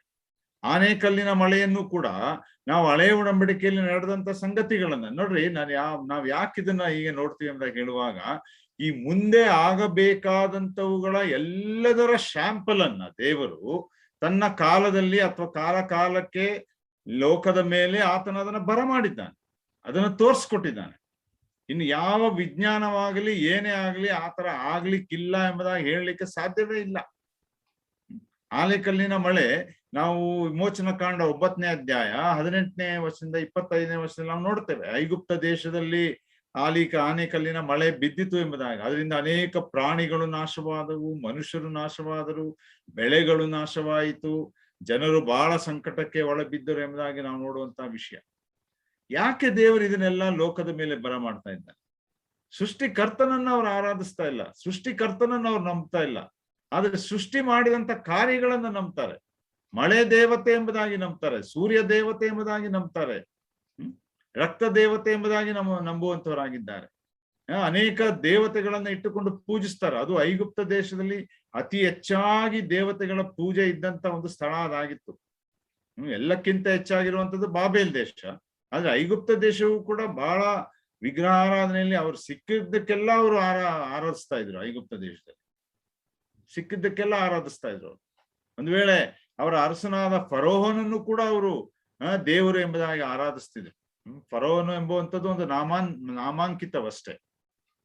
ಆದ್ರೆ ಫರೋಹನಿಗೆ ಬೇರೆ ಬೇರೆ ಹೆಸರುಗಳಿರ್ತದೆ. ರಾಮಸೆಸ್ 1, ರಾಮಸೆಸ್ 2, 3 ಎಂಬುದಾಗಿರುವಂತ ಅನೇಕ ಹೆಸರುಗಳನ್ನ ನಾವು ಸತ್ಯವೇದದಲ್ಲಿ ನಾವು ನೋಡ್ತೇವೆ. ಹೇಗೂ ಇರ್ಲಿ ನೋಡ್ರಿ, ಫರೋಹನನ್ನು ಕೂಡ ದೇವತೆ ಎಂಬುದಾಗಿ ಅವರು ಆರಾಧಿಸ್ತಿದ್ದಂತ ಆ ಸಂಗತಿ. ದೇವರು ಅದನ್ನೆಲ್ಲ ಅವರ ಮೇಲೆ ಬರಮಾಡುವಂತವನಾಗಿದ್ದಾನೆ. ಯಾವುದನ್ನ ಅವರು ದೇವರು ಎಂಬುದಾಗಿ ಆರಾಧಿಸ್ತಾ ಬಂದ್ರು, ಅದನ್ನ ಮುಖಾಂತರವೇ ದೇವರು ನಾಶ ಮಾಡುತ್ತಾ, ಅದರಲ್ಲಿ ಏನೂ ಇಲ್ಲ, ನೀವು ಆ ರೀತಿ ಆರಾಧಿಸುವಂಥದ್ದು ವ್ಯರ್ಥ, ಅದರ ಸೃಷ್ಟಿಕರ್ತನನ್ನ ನೀವು ಆರಾಧಿಸ್ರಿ ಎಂಬುದಾಗಿ ಸಂದೇಶವನ್ನ ತಿಳಿಸ್ತಾ ಬರ್ತಾ ಇದ್ದಾನೆ ಕಾಲಮಾನ ಉದ್ದಕ್ಕೂ. ಆದ್ರೂ ಕೂಡ ಈ ಲೋಕದ ಜನರ ಒಂದು ಮನೋಭಾವ, ನಂಬಿಕೆ, ಸ್ಥಿತಿ, ಮೂಢನಂಬಿಕೆ ಇವುಗಳನ್ನೆಲ್ಲ ನೋಡುವಾಗ ಅವರು ಅದನ್ನೇ ಮತ್ತೆ ಮತ್ತೆ ಆರಾಧಿಸ್ತಾ ಬರುವಂತ ಸಂಗತಿಗಳನ್ನ ನಾವು ನೋಡ್ತಾ ಬರುವಂತವ್ರು ಆಗಿದ್ದೇವೆ. ನೋಡ್ರಿ, ಇಲ್ಲಿ ನಾವು ನೋಡ್ತಾ ಬರುವಾಗ ಇಲ್ಲಿ 7ನೇ ವರ್ಷದಿಂದ ನಾವು ನೋಡ್ತಾ ಬಂದಂತೆ ಇಲ್ಲಿ ಸುಟ್ಟು ಹೋಯಿತು ಅನ್ನುವಂತ 3 ಸ್ಥಳಗಳಲ್ಲಿರುವಂತ ಪದ ಪ್ರಯೋಗವನ್ನ ನಾವು ನೋಡ್ತೇವೆ. 3 ಸಂಗತಿಗಳು, ಸುಟ್ಟು ಹೋಯಿತು. ಒಂದು ಮೊದಲು ಭೂಮಿಯೊಳಗೆ 3ರಲ್ಲಿ 1 ಭಾಗ ಸುಟ್ಟು ಹೋಯ್ತು. ಅನಂತರ ವೆಜಿಟೇಷನ್, ಮರಗಳೊಳಗೆ 3ರಲ್ಲಿ 1 ಭಾಗ ಸುಟ್ಟು ಹೋಯ್ತು, ಅಂದ್ರೆ ಕಾಡು ಎಲ್ಲ ಸುಟ್ಟು ಹೋಯ್ತು ಎಂಬುದಾಗಿ. ಅನಂತರ ಭೂಮಿಯ ಮೇಲಿರುವಂತ ಹಸಿರು ಹುಲ್ಲೆಲ್ಲಾ ಸುಟ್ಟು ಹೋಯ್ತು. ಅದರಲ್ಲಿ 3 ಭಾಗ ಅನ್ನೋಲ್ಲ, ಹಸಿರು ಹುಲ್ಲೆಲ್ಲಾ ಸುಟ್ಟು ಹೋಯ್ತು. ಇಡೀ ಭೂಮಿಯ ಮೇಲಿರುವಂತ ಹುಲ್ಲೆಲ್ಲ ಸುಟ್ಟು ಹೋಗುವಂತ ಸಂಗತಿ ನಾವು ನೋಡ್ತಾ ಬರುವಂತವರಾಗಿದ್ದೇವೆ. ನೋಡ್ರಿ, ಈ ಸುಟ್ಟು ಹೋಯಿತು ಎಂಬುದಾಗಿ ಹೇಳುವಾಗ ಇದರ ಜೊತೆಯಲ್ಲಿ ಆನೆಕಲ್ಲಿನ ಮಳೆ ಇದೆ, ಅನಂತರ ರಕ್ತದಿಂದ ಬರುವಂತ ಮಳೆ ಇದೆ. ಆದ್ರೆ ರಕ್ತ ಹೇಗೆ ಏನು ಅನ್ನುವಂಥದ್ದನ್ನು ಕೂಡ ನಾವು ನೋಡೋಣ. ಇಲ್ಲಿ ಈ 3 ಭಾಗ ಚಿತ್ರಣಗಳಲ್ಲಿ ನಾವು ನೋಡ್ತೇವೆ. ಇಲ್ಲಿ ಆನೆಕಲ್ಲು, ಅನಂತರ ಇಲ್ಲಿ ಬೆಂಕಿ, ಫೈರ್, ಅನಂತರ ಇಲ್ಲಿ ಬ್ಲಡ್ ಎಂಬುದಾಗಿರುವಂತ ಒಂದು ಚಿತ್ರಣ ಅಲ್ಲಿ ತೋರಿಸಲ್ಪಟ್ಟಂತದನ್ನ ನಾವು ನೋಡ್ತೇವೆ. ನೋಡ್ರಿ, ಇಲ್ಲಿ ಈ ಸುಟ್ಟು ಹೋಯ್ತು ಎಂಬ ಹೇಳುವಾಗ ಪರಲೋಕದಿಂದ ಬರುವಂತ ಬೆಂಕಿ ಅಥವಾ ಆ ಬೆಂಕಿ ಯಾವ ರೀತಿ ಬಂತು ಎಂಬುದಾಗಿ ಕೂಡ ನಾವು ಹೇಳಲಿಕ್ಕೆ ಸಾಧ್ಯವಿಲ್ಲ. ದೇವರು ಅದನ್ನ ಬರಮಾಡುವಂತವನಾಗಿದ್ದಾನೆ. ಒಂದು ವೇಳೆ ನಾವು ನಮ್ಮ ದಿನಮಾನಗಳಲ್ಲಿ ಇತ್ತೀಚಿನ ವರ್ಷಗಳಲ್ಲಿ ಅನೇಕ ಬೆಂಕಿ ಅನಾಹುತಗಳು ದೇಶಗಳಲ್ಲಿ ಆಗುತ್ತಿರುವಂತದ್ದನ್ನ ನಾವು ನೋಡ್ತೇವೆ. ಒಂದು ವೇಳೆ ನಮ್ಮ ಕರ್ನಾಟಕದಲ್ಲೇ, ನಮ್ಮ ಮೈಸೂರು ಪಕ್ಕ ಇರುವಂತ ಬಂಡೀಪುರದಲ್ಲಿ ಆದಂತ ಬೆಂಕಿ ಅನಾಹುತ ಅನೇಕ ಸಾವಿರಾರು ಹೆಕ್ಟೇರ್ ಅಥವಾ ಎಕರೆ ಆ ಕಾಡನ್ನ, ರಾಷ್ಟ್ರೀಯ ಉದ್ಯಾನವನವನ್ನ ಅದು ನಾಶ ಮಾಡಿತ್ತು ಎಂಬುದಾಗಿ ಹೋದ ವರ್ಷ ಅಲ್ಲ, ಅದ್ರ ಹಿಂದಿನ ವರ್ಷವೂ ಕೂಡ 20ನೇ ಇಸ್ವಿಯಲ್ಲಿ ಕೂಡ ನಾವು ಆ ಕಥೆಗಳನ್ನ ಅಥವಾ ನಡೆದಂತ ಸಂಗತಿಗಳನ್ನ ನಾವು ನೋಡ್ತಾ ಬರ್ತಾ ಇದ್ದೀವಿ. ಇತ್ತೀಚೆಗೆ ನಡೆದಂತ ಬೆಂಕಿ ಎಂಬುದಾಗಿ ನಾವು ನೋಡುವಾಗ, ಒಂದು ವೇಳೆ ಆಗಸ್ಟ್ 24ನೇ ತಾರೀಕು 2021ನೇ ಇಸ್ವಿಯಲ್ಲಿ ಕ್ಯಾಲಿಫೋರ್ನಿಯಾದಲ್ಲಿ ಆದಂತ ಬೆಂಕಿಯ ಅನಾಹುತ, ಒಂದು ವೇಳೆ ಅಮೆರಿಕ ದೇಶದಲ್ಲಿ ಇಷ್ಟರ ಮಟ್ಟಿಗೆ ಆ ಬೆಂಕಿ ಅನಾಹುತ ಆಗಿರ್ಲಿಲ್ವಂತೆ.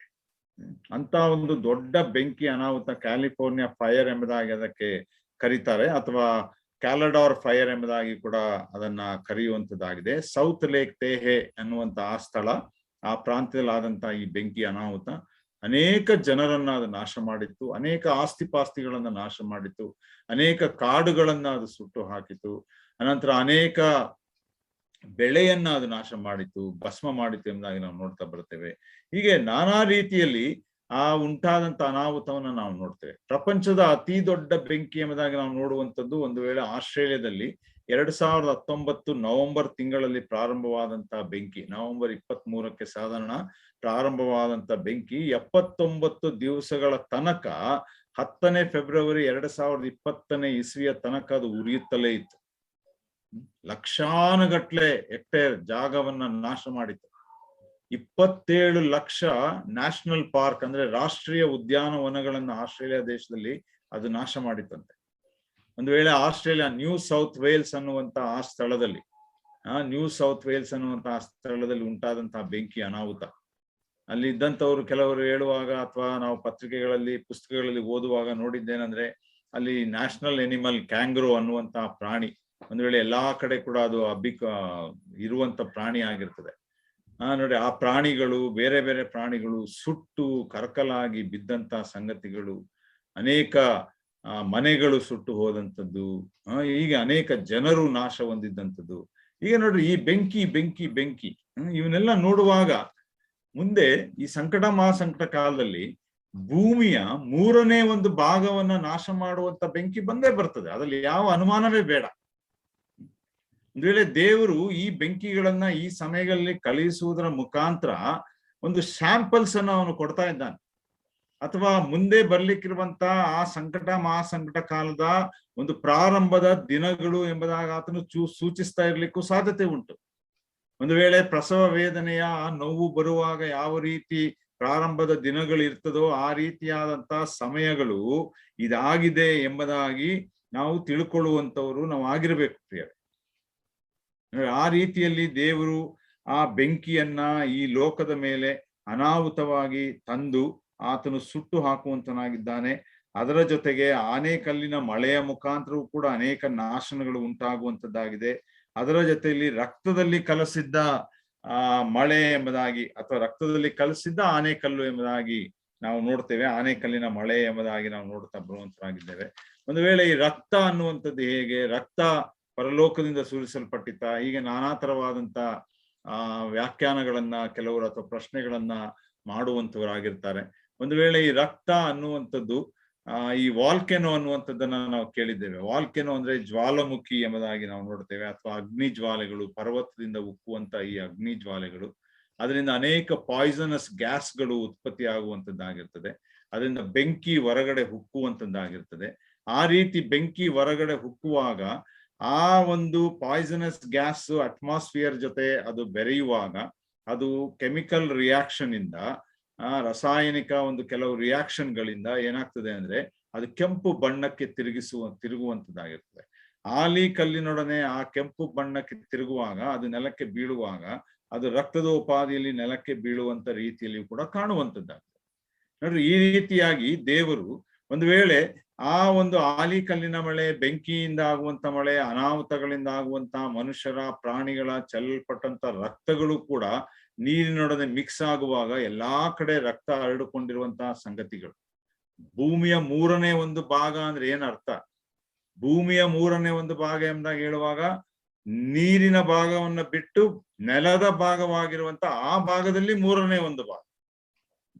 ಎಷ್ಟು ಭಯಂಕರವಾದಂತ ಸ್ಥಿತಿ ಈ ಲೋಕದ ಮೇಲೆ ದೇವರು ಮುಂದಿನ ದಿವಸಗಳಲ್ಲಿ ಆತನು ತರಮಾಡ್ಲಿಕ್ಕಿದ್ದಾನೆ ಅನ್ನುವಂತ ವಿಷಯಗಳನ್ನ ನಾವು ನೋಡ್ತಾ ಬರುವಂತವರು ನಾವಾಗಿದ್ದೇವೆ ಪ್ರಿಯರೇ. ನೋಡ್ರಿ, ಹೀಗೆ ಈ ತರವಾದಂತ ಬೆಂಕಿ ಮಳೆ ಮತ್ತು ಆನೆಕಲ್ಲಿನ ಮಳೆ ಮತ್ತು ರಕ್ತದಲ್ಲಿ ಇರುವಂತಹ ಒಂದು ಸಂಗತಿಗಳು ಉಂಟಾಗುವಾಗ ಲೋಕದ ಮೇಲೆ 3ನೇ ಒಂದು ಭಾಗ ನೋಡ್ತೇವೆ, ಭೂಮಿ ನಾಶವಾಯಿತು.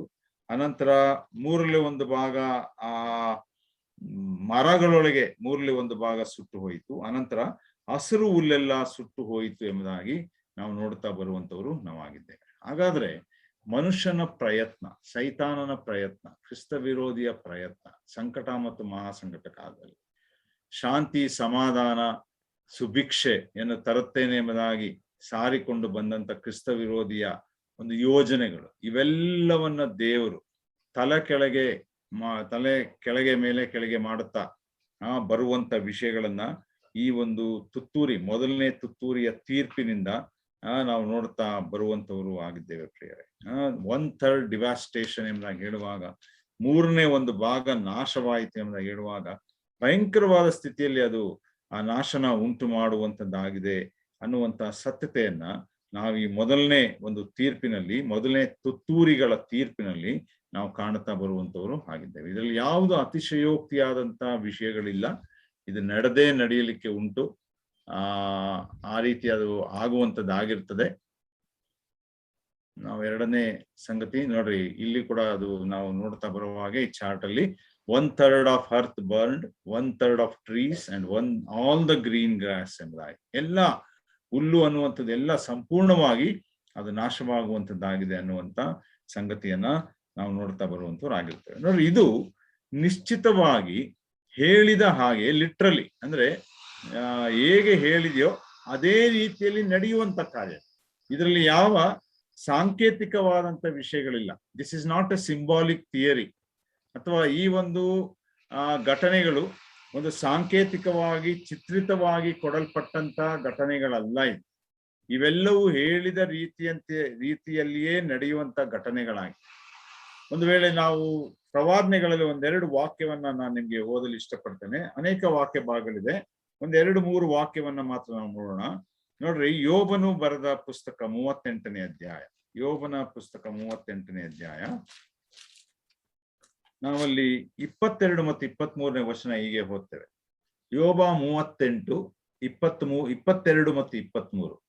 ಅಲ್ಲಿ ಯೆಹೋವನು ಹೇಳ್ತಾ ಇದ್ದಾನೀಗ, ಯೋಬನಿಗೆ ಯೆಹೋವನು ಮಾತಾಡುತ್ತಿರುವಂತ ಮಾತುಗಳು, ನಾನು ಇಕ್ಕಟ್ಟಿನ ಕಾಲಕ್ಕಾಗಿಯೂ, ನೋಡ್ರಿ ಇಕ್ಕಟ್ಟಿನ ಕಾಲ ಅಂದ್ರೆ ಸಂಕಟ ಮತ್ತು ಮಹಾಸಂಕಟ ಕಾಲಕ್ಕಾಗಿ, ಯುದ್ಧ ಕದನಗಳ ದಿನಕ್ಕಾಗಿಯೂ ಇಟ್ಟುಕೊಂಡಿರುವ ಹಿಮದ ಭಂಡಾರಗಳನ್ನ ಪ್ರವೇಶಿಸಿದ್ದೆಯೋ? ನೀನ್ ಅಲ್ಲಿಗೆ ಹೋಗಿದ್ಯಾ ಎಂಬುದಾಗಿ ಕೇಳ್ತಾನೆ. ಕಲ್ಮಳೆಯ ಬೊಕ್ಕಸಗಳನ್ನ ನೋಡಿದ್ದೀಯಾ? ಬೆಳಕನ್ನು ಬಾಗಿಸುವುದಕ್ಕೂ ಬಿಸಿ ಗಾಳಿಯನ್ನ ಭೂಮಿಯ ಮೇಲೆ ವಿಸ್ತರಿಸುವುದಕ್ಕೂ ಮಾರ್ಗವೆಲ್ಲಿ? ನೋಡ್ರಿ, ಬಿಸಿ ಗಾಳಿ, ಬೆಂಕಿಯ ಗಾಳಿ, ಬೆಂಕಿ ಪ್ರವಾದನೆಗಳಲ್ಲಿ ಹೇಳಲ್ಪಟ್ಟಿರುತ್ತಿದ್ದು. ಇದು ನಡೀಲಿಕ್ಕೆ ಇನ್ನೂ ಎಷ್ಟು ವರ್ಷ ಇದೆಯೋ ಗೊತ್ತಿಲ್ಲ. ಆದ್ರೆ ಯೋಬನು ಎಂಬುದಾಗಿ ಹೇಳುವಾಗ one of the oldest book ಅದು ಸತ್ಯವೇದದಲ್ಲಿ. ಬಹಳ ಹಳೆಯದಾದಂತ ಒಂದು ಪುಸ್ತಕ. ಯೋಬನು ವಾಸ ಮಾಡಿದಂತ ಸಮಯ ಒಂದು ವೇಳೆ ಅಬ್ರಾಹ್ಮನಿಗಿಂತಲೂ ಹಿಂದೆ ಇದ್ದಂತ ಸಮಯ ಎಂಬುದಾಗಿ ನಾವು ಅಧ್ಯಯನ ಮಾಡುವಾಗ ನೋಡ್ತಾ ಬರ್ತೇವೆ. ಅವನಿಗೆ ಯೆಹೋವನು ತಿಳಿಸ್ತಾ ಇದ್ದಾನೆ. ಯಾವುದನ್ನ ತಿಳಿಸ್ತಾ ಇದ್ದಾನೆ? ಒಂದು ವೇಳೆ ಸಂಕಟ ಮಹಾಸಂಕಟ ಕಾಲದ ಸಮಯಗಳನ್ನ ತಿಳಿಸ್ತಾ ಇದ್ದಾನೆ ಯೋಬನಿಗೆ. ನೋಡ್ರಿ, ಆ ಹಿಮದ ಏನಂತ ಆತನ ಹೇಳುವಂದ್ರೆ, ಇಕ್ಕಟ್ಟಿನ ದಿನಕ್ಕಾಗಿಯೂ ಇಕ್ಕಟ್ಟಿನ ಕಾಲಕ್ಕಾಗಿಯೂ ಯುದ್ಧ ಕದನಗಳ ದಿನಕ್ಕಾಗಿಯೂ, ಅಂದ್ರೆ ಕ್ರಿಸ್ತ ವಿರೋಧಿ ಸೈತಾನನ ಮೇಲೆ ಮಾಡುವಂತ ಯುದ್ಧ, ಇಟ್ಟುಕೊಂಡಿರುವ ಹಿಮದ ಭಂಡಾರಗಳನ್ನ ಪ್ರವೇಶಿಸಿದ್ದೀಯೋ? ನೋಡ್ರಿ, ಆನಿಕಲ್ಲಿನ ಮಳೆ ಎಲ್ಲಿಂದ ಬರ್ತದೆ? ಹಿಮದ ಭಂಡಾರ, ಅದನ್ನ ಪ್ರವೇಶಿಸಿದ್ದೀಯಾ? ಕಲ್ಮಳೆಯ ಬೊಕ್ಕಸಗಳನ್ನು ನೋಡಿದ್ದೀಯಾ? ಬೆಳಕನ್ನ ಬಾಗಿಸುವುದಕ್ಕೂ ಬಿಸಿ ಗಾಳಿಯನ್ನ ಭೂಮಿಯ ಮೇಲೆ ವಿಸ್ತರಿಸುವುದಕ್ಕೂ ಮಾರ್ಗವೆಲ್ಲಿ? ಯೆಹೋವನು ಕೇಳ್ತಾನೆ, ಇದೆಲ್ಲ ನಾನು ಉಂಟು ಮಾಡ್ತೇನೆ, ನಿನಗ್ ಗೊತ್ತುಂಟಾ ಏನಾದ್ರು? ನಾವ್ ಯಾರು ಪ್ರಶ್ನೆ ಮಾಡುವಂತ ಅವಶ್ಯಕತೆ ಇಲ್ಲ ಪ್ರಿಯರ. ಅನ್ಯರು ಮಾಡ್ಲಿ ಪ್ರಶ್ನೆ, ಆದ್ರೆ ನಾವು ವಿಶ್ವಾಸಗಳ ಅಂತ ನಾವು ಇದನ್ನ ನಂಬಿಕೊಂಡು ಮುಂದೆ ಹೋಗುವಾಗ ಇನ್ನೂ ಭಯ ಭಕ್ತಿಯಿಂದ ಆತನಿಗಾಗಿ ಜೀವಿಸಬೇಕು. ಆದ್ರೆ ಕೆಲವರು ಇದನ್ನ ಸಾಂಕೇತಿಕವಾಗಿ ಹೇಳುವಂತಹ ವಿಷಯವನ್ನ ನೋಡ್ತೇವೆ. ಇನ್ನೊಂದು ವಚನವನ್ನ ನೋಡೋಣ. ಹಗ್ಗಾಯನು ಬರೆದ ಗ್ರಂಥ, ಹಗ್ಗಾಯನ ಪ್ರವಾದನಾ ಗ್ರಂಥ 2ನೇ ಅಧ್ಯಾಯ, ಹಗ್ಗಾಯ 2ನೇ ಅಧ್ಯಾಯ 17ನೇ ವರ್ಷದಲ್ಲಿ ಹೀಗೆ ಹೋಗ್ತೇವೆ. ಹಗ್ಗಾಯ 2:17.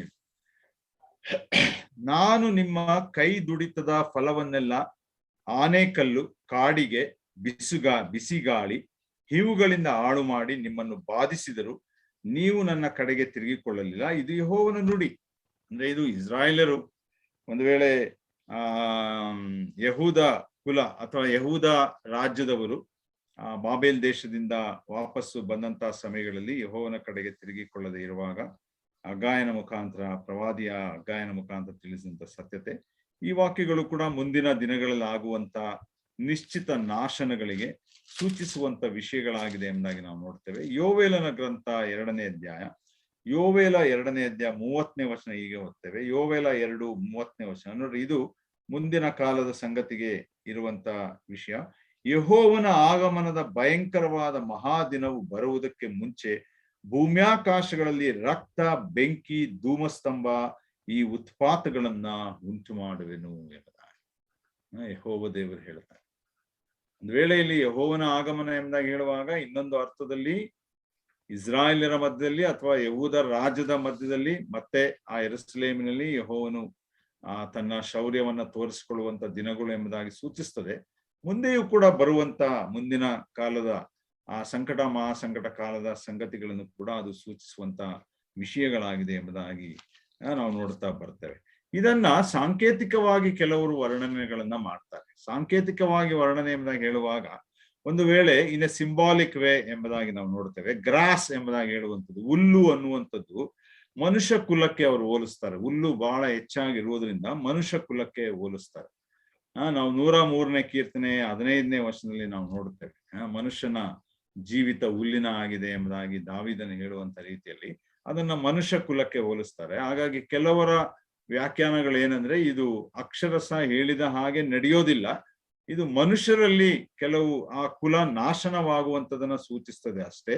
ಅನಂತರ ಮರಗಳು ಎಂಬುದಾಗಿ ಹೇಳುವಾಗ, ಟ್ರೀಸ್ ಎಂಬುದಾಗಿ ಹೇಳುವಂಥದ್ದನ್ನ ಅದನ್ನ ಒಂದು ಪ್ರಾಮಿನೆಂಟ್ ಲೀಡರ್ಸ್ ಅಂದ್ರೆ ದೊಡ್ಡ ದೊಡ್ಡ ಅಧಿಕಾರಿಗಳಿಗೆ, ನಾಯಕರುಗಳಿಗೆ ಅಥವಾ ಅರಸರುಗಳಿಗೆ ಸೂಚಿಸುವಂತ ಸಂಗತಿ. ಅಂದ್ರೆ ಅವರ ಒಂದು ಬೀಳುವಿಕೆ, ಮುಂದಿನ ಸಮಯಗಳಲ್ಲಿ ದೇವರು ಆ ತೀರ್ಪುಗಳನ್ನ ತರುವಾಗ ಈ ಲೋಕದಲ್ಲಿನ ಅನೇಕ ನಾಯಕರುಗಳು, ಅರಸರುಗಳು ಅವರು ಬಿದ್ದು ನಾಶವಾಗ್ತಾರೆ ಅನ್ನುವಂತ ಸಂಗತಿ ಅಷ್ಟೇ ಹೊರತು ಆಲಿಕಲ್ಲಿನ ಮಳೆ ನಾಶವಾಗಲ್ಲ ಅಥವಾ ಮರಗಿಡಗಳು ನಾಶವಾಗಲ್ಲ ಎಂಬುದಾಗಿ ತಪ್ಪಾಗಿ ವ್ಯಾಖ್ಯಾನಿಸ್ತಾರೆ.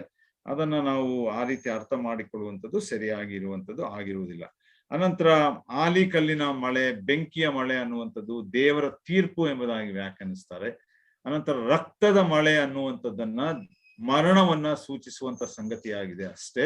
ನಿಜವಾಗಿಯೂ ರಕ್ತವಾಗಿ ಅಥವಾ ರಕ್ತದೋಪಾದಿಯಲ್ಲಿ ಕಾಣುವಾಗಿ ಏನು ನಡೆಯೋದಿಲ್ಲ ಅನ್ನುವಂತ ಸಾಂಕೇತಿಕವಾಗಿರುವಂತ ವಿಷಯಗಳು ಎಂಬುದಾಗಿರುವಂತ ಸಂಗತಿಗಳನ್ನ ಅವ್ರು ಹೇಳುವಂಥದ್ದನ್ನ ನಾವು ನೋಡ್ತಾ ಬರುವಂತವ್ರು ಆಗಿದ್ದೇವೆ. ಹೀಗೆ ಈ ಮೊದಲನೇ ತುತ್ತೂರಿಯಲ್ಲಿ ಈ ತರವಾದ ವಿಪತ್ತುಗಳು ಸಂಭವಿಸ್ಲಿಕ್ಕೆ ಇದೆ ಪ್ರಿಯರೇ. ಎರಡನೇ ತುತ್ತೂರಿಗೆ ನಾವು ಹೋಗೋಣ. 8ನೇ ಅಧ್ಯಾಯ 8ನೇ ವಚನದಲ್ಲಿ ನಾವು ಹೀಗೆ ಹೋಗ್ತೇವೆ. 8 ಮತ್ತು 9ನೇ ವಚನ. ಎರಡನೇ ತುತ್ತೂರಿ. ಎರಡನೆಯ ದೇವದೂತನು ತುತ್ತೂರಿಯನ್ನು ಊದಿದಾಗ ಬೆಂಕಿ ಹತ್ತಿ ಉರಿಯುವ ದೊಡ್ಡ ಬೆಟ್ಟವೋ ಎಂಬಂತಿರುವ ಒಂದು ವಸ್ತು ಸಮುದ್ರದಲ್ಲಿ ಹಾಕಲ್ಪಟ್ಟಿತು. ಆಗ ಸಮುದ್ರದೊಳಗೆ 3ರಲ್ಲಿ 1 ಭಾಗ ರಕ್ತವಾಯಿತು. ಸಮುದ್ರ ಜೀವಿಗಳೊಳಗೆ 3ರಲ್ಲಿ 1 ಭಾಗ ಸತ್ತು ಹೋಯಿತು. ಹಡಗುಗಳೊಳಗೆ 3ರಲ್ಲಿ 1 ಭಾಗ ನಾಶವಾಯಿತು ಎಂಬುದಾಗಿ ನಾವು ನೋಡುತ್ತಾ ಬರ್ತೇವೆ. ಮೊದಲನೇದು ನಾವು ನೋಡಿದ್ದು ಭೂಮಿ ಮತ್ತು ಭೂಮಿಯ ಮೇಲಿರುವಂತ ಸಂಗತಿಗಳ ಮೇಲೆ ಪರಿಣಾಮವನ್ನು ಉಂಟು ಮಾಡಿತು, ಅಂದ್ರೆ earth, trees and green grass ಎಂಬುದಾಗಿ.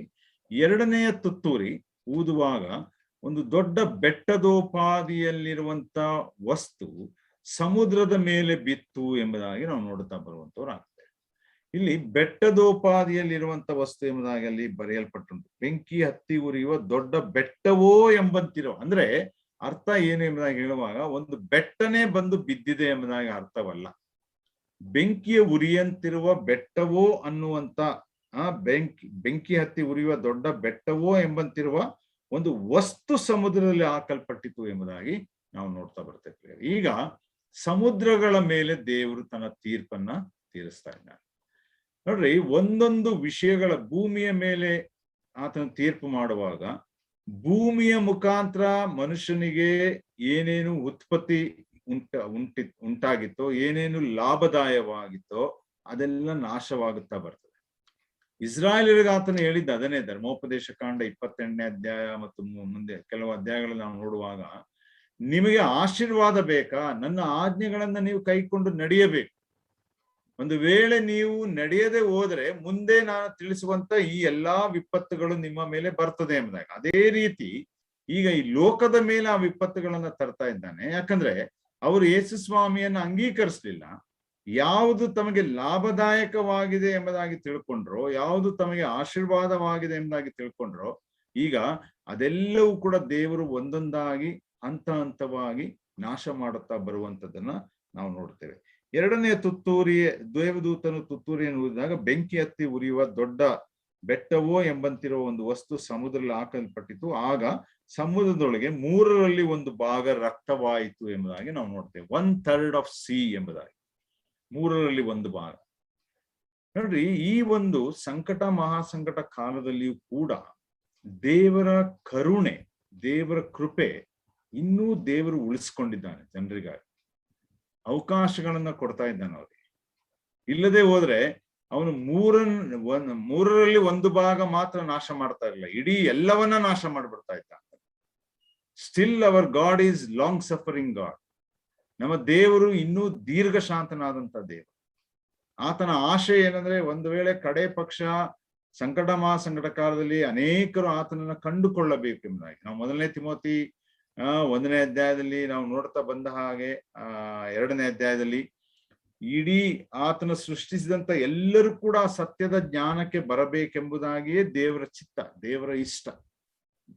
ನಾವು ಎಜಿಕೇಲ್ನ ಗ್ರಂಥ 33ನೇ ಅಧ್ಯಾಯದಲ್ಲಿ ನಾವು ನೋಡ್ತೇವೆ, 3ನೇ ಅಧ್ಯಾಯದಲ್ಲಿ ಎಲ್ಲೋ ಒಂದ್ ಕಡೆ ನಾವು ನೋಡ್ತೇವೆ ಏನಂದ್ರೆ, ಒಬ್ಬ ದೋಷಿಯು ಅಥವಾ ಒಬ್ಬ ದುಷ್ಟನು ನಾಶವಾಗುವುದರಲ್ಲಿ ದೇವರು ಇಷ್ಟಪಡುವಂತ ದೇವರಲ್ಲ ನಮ್ಮ ದೇವರು.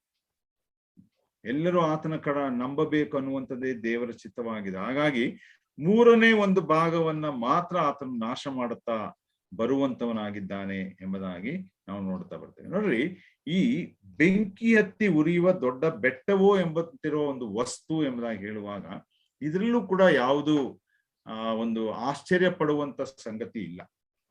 ಈ ತರವಾದಂತ ಅನೇಕ ವಿಷಯಗಳು, ಘಟನೆಗಳು ಲೋಕದ ಮೇಲೆ ಅದು ನಡೆಯುತ್ತಾ ಬರುತ್ತಾ ಇರುವಂತದ್ದನ್ನ ನಾವು ನೋಡುತ್ತಾ ಬರುವಂತವರು ನಾವಾಗಿದ್ದೇವೆ. ಯಾಕಂದ್ರೆ ಇಲ್ಲಿ ಲೋಕವನ್ನ ಸೃಷ್ಟಿ ಮಾಡಿರುವಾಗ ದೇವರು ಬೆಟ್ಟದಂತಿರುವ ಒಂದು ವಸ್ತು ಎಂಬುದಾಗಿ ಆತನು ಹೇಳ್ತಾ ಬರುವಾಗ ನಾವಲ್ಲಿ ತಿಳ್ಕೊಳ್ಳಬೇಕಾದಂತ ಸತ್ಯತೆ ಏನಂದ್ರೆ, ಲೋಕದಲ್ಲಿ ಇಡೀ ಸರ್ವ ವಿಶ್ವವನ್ನ ಮತ್ತು ಯೂನಿವರ್ಸ್ ಅನ್ನ ಆತನು ಸೃಷ್ಟಿ ಮಾಡಿದಂತ ದೇವರು, ಅದರ ಮಧ್ಯದಲ್ಲಿ ನಮ್ಗೆ ಗೊತ್ತಿರುವ ಹಾಗೆ ಸೂರ್ಯ, ಚಂದ್ರ, ನಕ್ಷತ್ರ, ಅನಂತರ ಧೂಮಕೇತುಗಳು, ಉಲ್ಕೆಗಳು, ಆಮೇಲೆ ಸಣ್ಣ ಗ್ರಹಗಳು, ಬೇರೆ ಬೇರೆ ಸ್ಮಾಲ್ ಪ್ಲಾನೆಟ್ಸ್ ಎಂಬುದಾಗಿ ಕೂಡ, ಮೈನರ್ ಪ್ಲಾನೆಟ್ಸ್ ಎಂಬುದಾಗಿ ಕೂಡ, ಚಿಕ್ಕ ಗ್ರಹಗಳು, ಅದಕ್ಕೆ ಆಸ್ಟಿರಾಯ್ಡ್ಸ್ ಎಂಬುದಾಗಿ ಇಂಗ್ಲಿಷ್ ಅಲ್ಲಿ ಹೇಳ್ತಾರೆ, ಆಸ್ಟಿರಾಯ್ಡ್ಸ್ ಎಂಬುದಾಗಿ ಹೇಳ್ತಾರೆ. ಅನಂತರ ಮೆಟಿಯೋರೈಟ್ಸ್ ಎಂಬುದಾಗಿರುವಂತಹ, ಮೆಟ್ರಿಯೋರೈಟ್ಸ್ ಎಂಬುದಾಗಿರುವಂತಹ ಕೆಲವು ಸಂಗತಿಗಳು, ಇವೆಲ್ಲವನ್ನ ಆತನು ಲೋಕದಲ್ಲಿ ಸೃಷ್ಟಿ ಮಾಡಿ ಮೇಲೆ ಭಾಗದಲ್ಲಿ ಆತನು ಇರಿಸಿದ್ದಾನೆ. ಆ ಇರಿಸಿದಂತ ಆ ಸಂಗತಿಗಳು ಸಮಯದಿಂದ ಸಮಯಕ್ಕೆ ಅದು ಒಂದು ವೇಳೆ ಒಂದಕ್ಕೊಂದು ಡ್ಯಾಶ್ ಆಗುವಂಥದ್ದು, ಅಥವಾ ಅದು ಬಹಳ ಕೋಟ್ಯಾನು ಕೋಟಿ ಮೈಲಿಗಳ ಮೇಲೆ ನಡೆಯುವಂತ ಕ್ರಿಯೆಗಳು, ನಮ್ಮ ಭೂಮಿಗೆ ಕಣ್ಣಿಗೆ ಕಾಣುವಂತ ಸಂಗತಿಗಳಲ್ಲ. ಇದು ಸೈನ್ಸ್ ಕೂಡ ಒಪ್ಪುವಂತ ವಿಷಯ. ಒಂದು ವೇಳೆ ನಕ್ಷತ್ರಗಳು ಟ್ರಿಲಿಯನ್ಸ್ ಆಫ್ ಮೈಲ್ಸ್ ಎಂಬುದಾಗಿ ಹೇಳುವಾಗ 1,000 ಬಿಲಿಯನ್ಗೆ 1 ಟ್ರಿಲಿಯನ್ ಅಂತಾರೆ. 1,000 ಬಿಲಿಯನ್ಗೆ 1 ಟ್ರಿಲಿಯನ್ ಅಂತಾರೆ.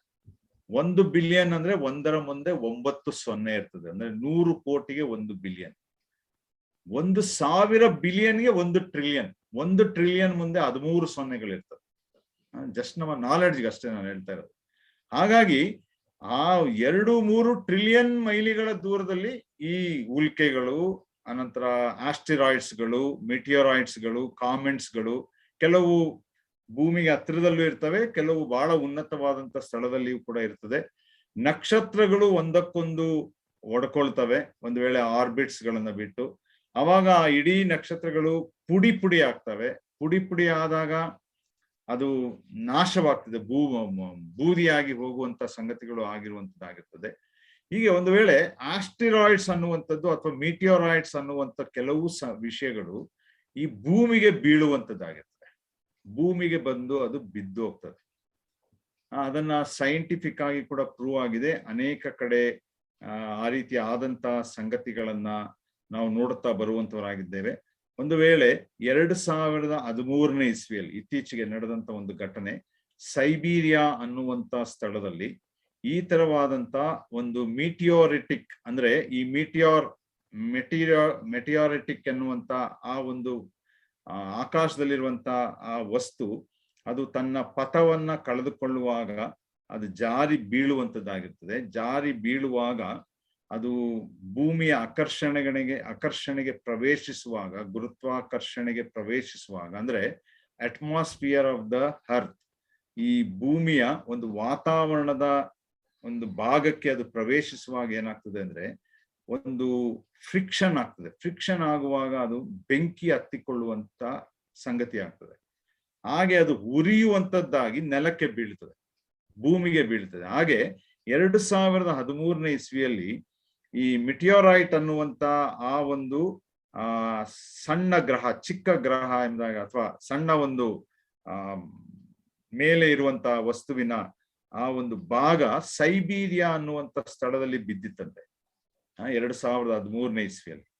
ಅದು ಬಿದ್ದಾಗ 40 ಚದರ ಮೈಲಿಗಳ ಜಾಗವನ್ನ ಅದು ಆವರಿಸಿಕೊಂಡಿತ್ತಂತೆ. ಇದು ನಡೆದಿರುವಂತ ಸಂಗತಿ ನಾನು ಹೇಳ್ತಾ ಇರೋದು. 40 ಚದರ ಮೈಲಿಗಳ ಜಾಗವನ್ನ ಅದು ಆವರಿಸಿಕೊಂಡಿತ್ತಂತೆ.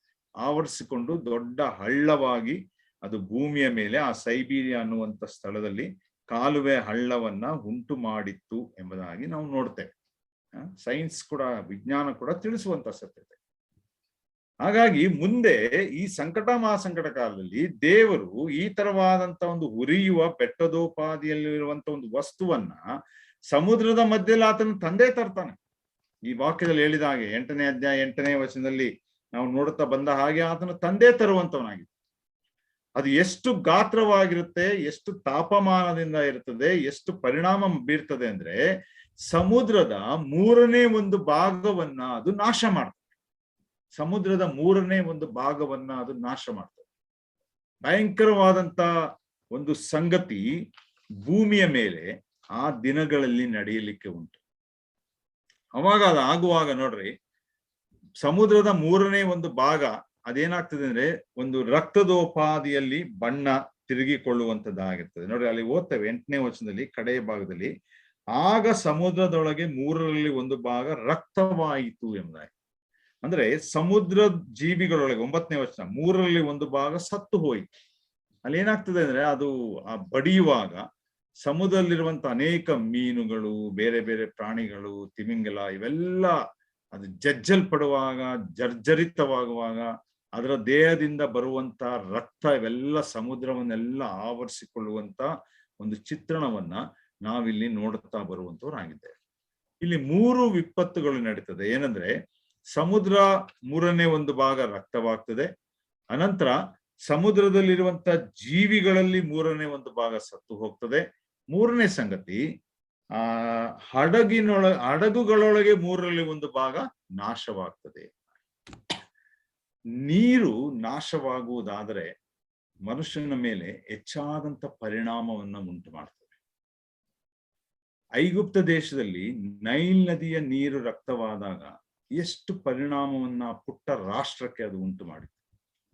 ಆದ್ರೆ ಈ ಇಡೀ ಪ್ರಪಂಚದಲ್ಲಿ ಸಮುದ್ರದ ಮೇಲೆ ಈ ತರವಾದಂತ ಒಂದು ವಸ್ತು ಮುಂದೆ ಆ ಮಹಾಸಂಕಟ ಕಾಲದಲ್ಲಿ ಬೀಳುವಾಗ ಅದರಿಂದ ಆಗುವಂತ ಪರಿಣಾಮ ಭಯಂಕರವಾಗಿ ಇಡೀ ಪ್ರಪಂಚಕ್ಕೆ ಪರಿಣಾಮವನ್ನ ಬೀರುವಂತ ವಿಷಯ.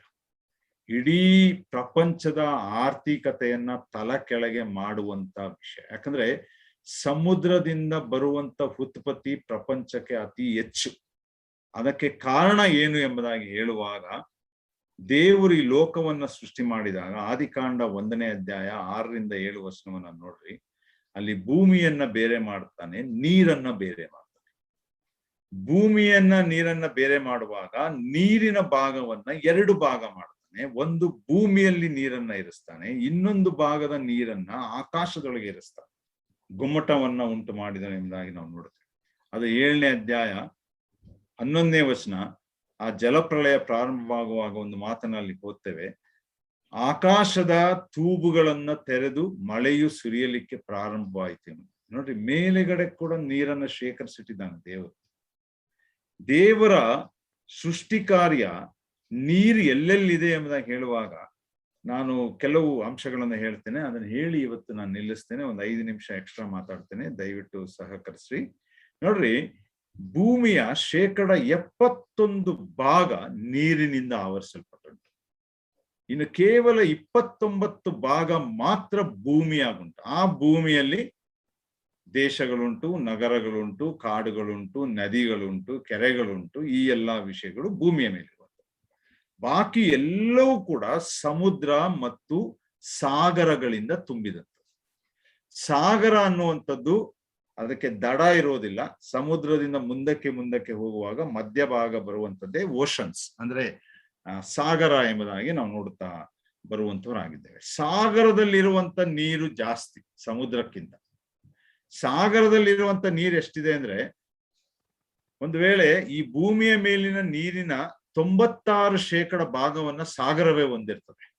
ಬಾಕಿ ನೀರೆಲ್ಲ ಸಮುದ್ರದಲ್ಲಿ ನಮ್ಮ ಕಣ್ಣಿಗೆ ಕಾಣುವ ಹಾಗೆ ಇರುವಂತದ್ದಾಗಿದೆ ಅನ್ನುವಂತ ಸಂಗತಿಗಳನ್ನ ನಾವು ನೋಡ್ತೇವೆ.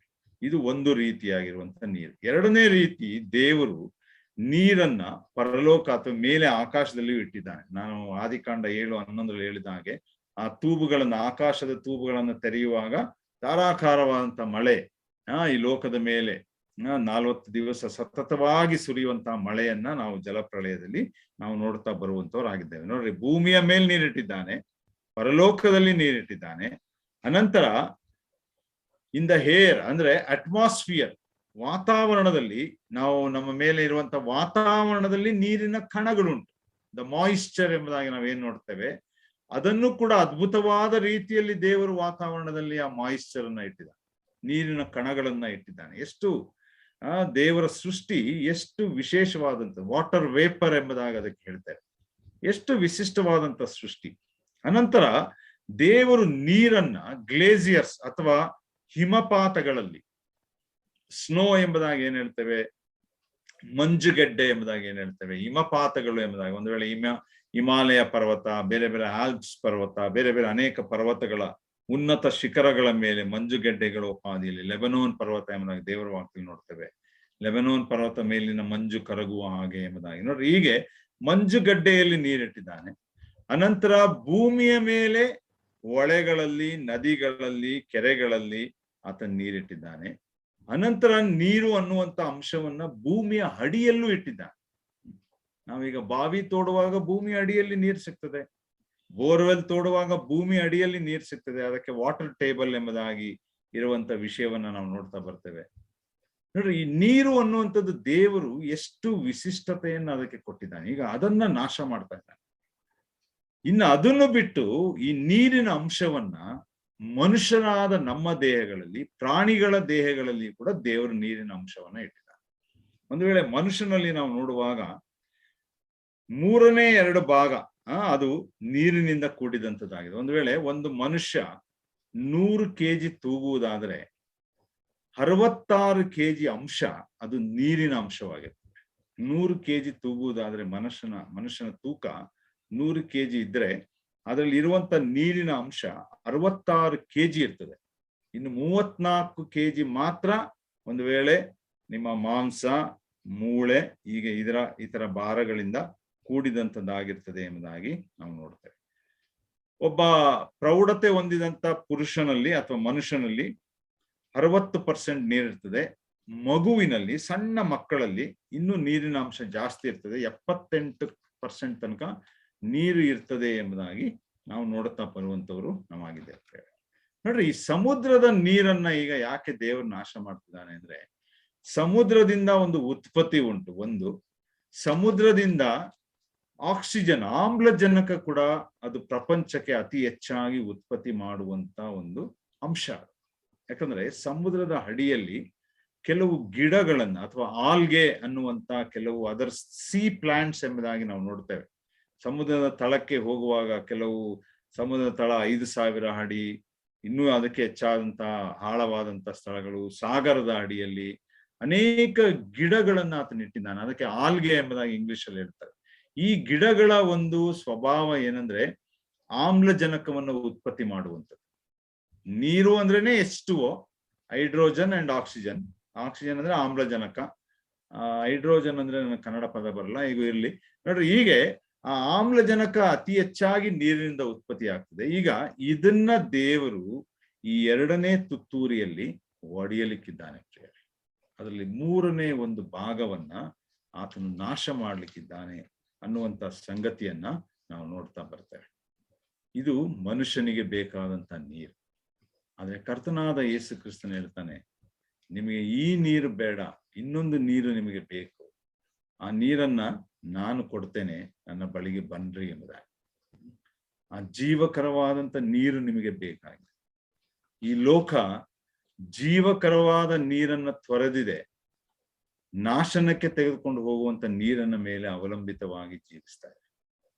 ಯಾಕಂದ್ರೆ ಅವ್ರು ಮಾಡುವಂತ ಉತ್ಪಾದನೆ, ಅವ್ರು ಮಾಡುವಂತ ಲಾಭ, ಇದ್ಯಾವುದು ಕೂಡ ನಿಲ್ಲುವಂಥದ್ದಲ್ಲ, ಎಲ್ಲವೂ ನಾಶವಾಗ್ತದೆ.